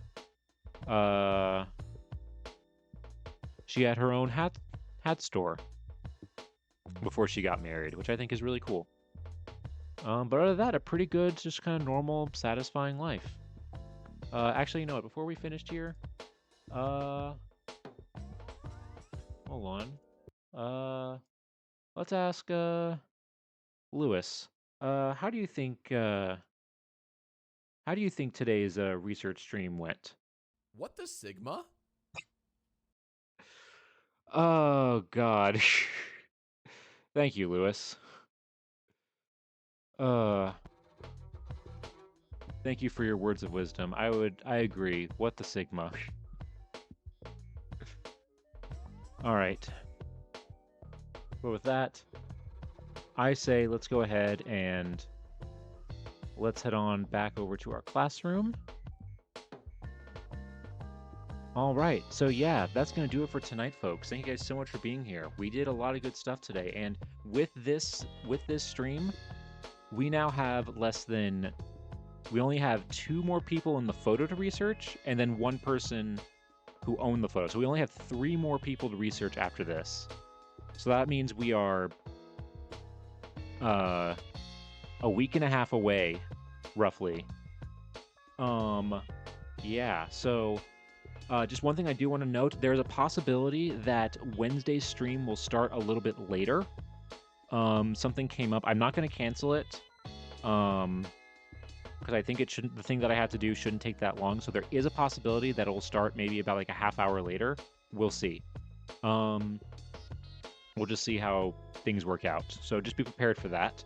Yeah, if you are new here, I'm not a professor, but you can call me Nap. I do these streams every Wednesday and Sunday at 6:30 p.m. Eastern Standard Time, and also sometimes Guerrilla streams every now and again where we play fun games. So make sure you hit follow so that you know when I go live next. And just earlier today, I uploaded my newest YouTube short, which I have linked in the pinned comment there at the top of the chat, where I talk about some of the people that we've researched from this photograph on a previous stream. So if you want to go ahead, check that out, leave a like on it, give it some support to appease the almighty algorithm gods. I would greatly appreciate it. Yeah.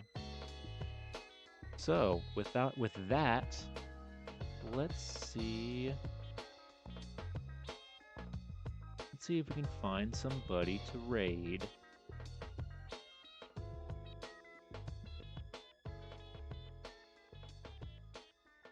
Let's see. Hey, thank you, Aeon. Thank you so much for the support on that.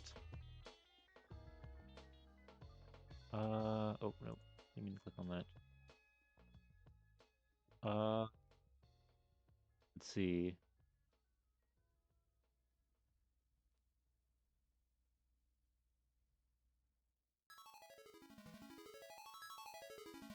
Let's see. Who should we raid? Should we raid somebody new, maybe?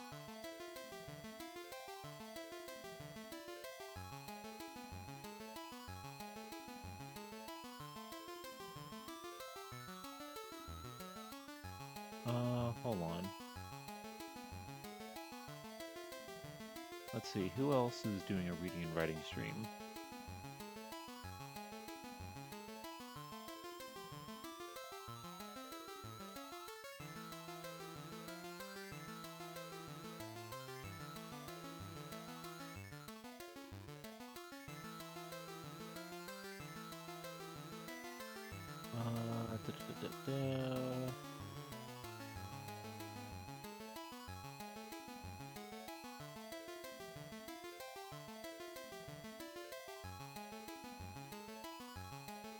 Let's see.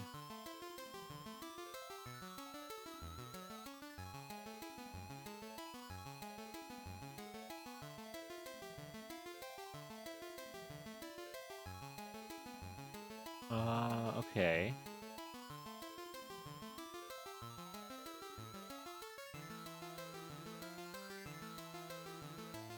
Let's raid.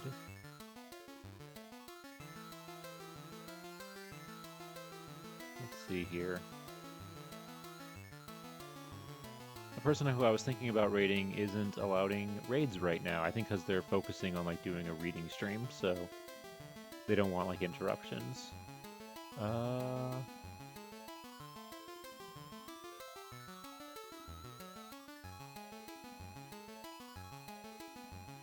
Let's go ahead. Let's raid this person. This is a new person. This is Nacina. They're doing a reading and writing stream. Looks like a co-working stream too. So let's go ahead. Let's give them some support. All right.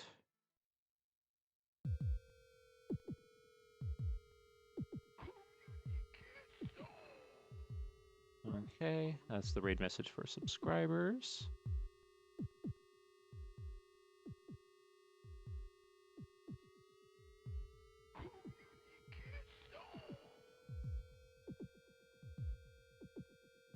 All right. And then we might copy that. All right, great. So yeah, that's going to do it for today's stream, folks. Thank you guys so much for being here. I hope you had a great time chilling and going through all of this, everything that we've found today. And yeah, it feels so weird, the fact that we're almost done. That really, we only have like less than 2 weeks of this work left. It feels really weird to say that. But yeah, hope you guys have a good rest of your day or night wherever you are. I will see you guys on Wednesday, maybe a little bit later than normal. I'll update my Twitter and stuff to let you know. But yeah, all right. I'll see you guys next time. All right. Have a good night, everybody. Take care.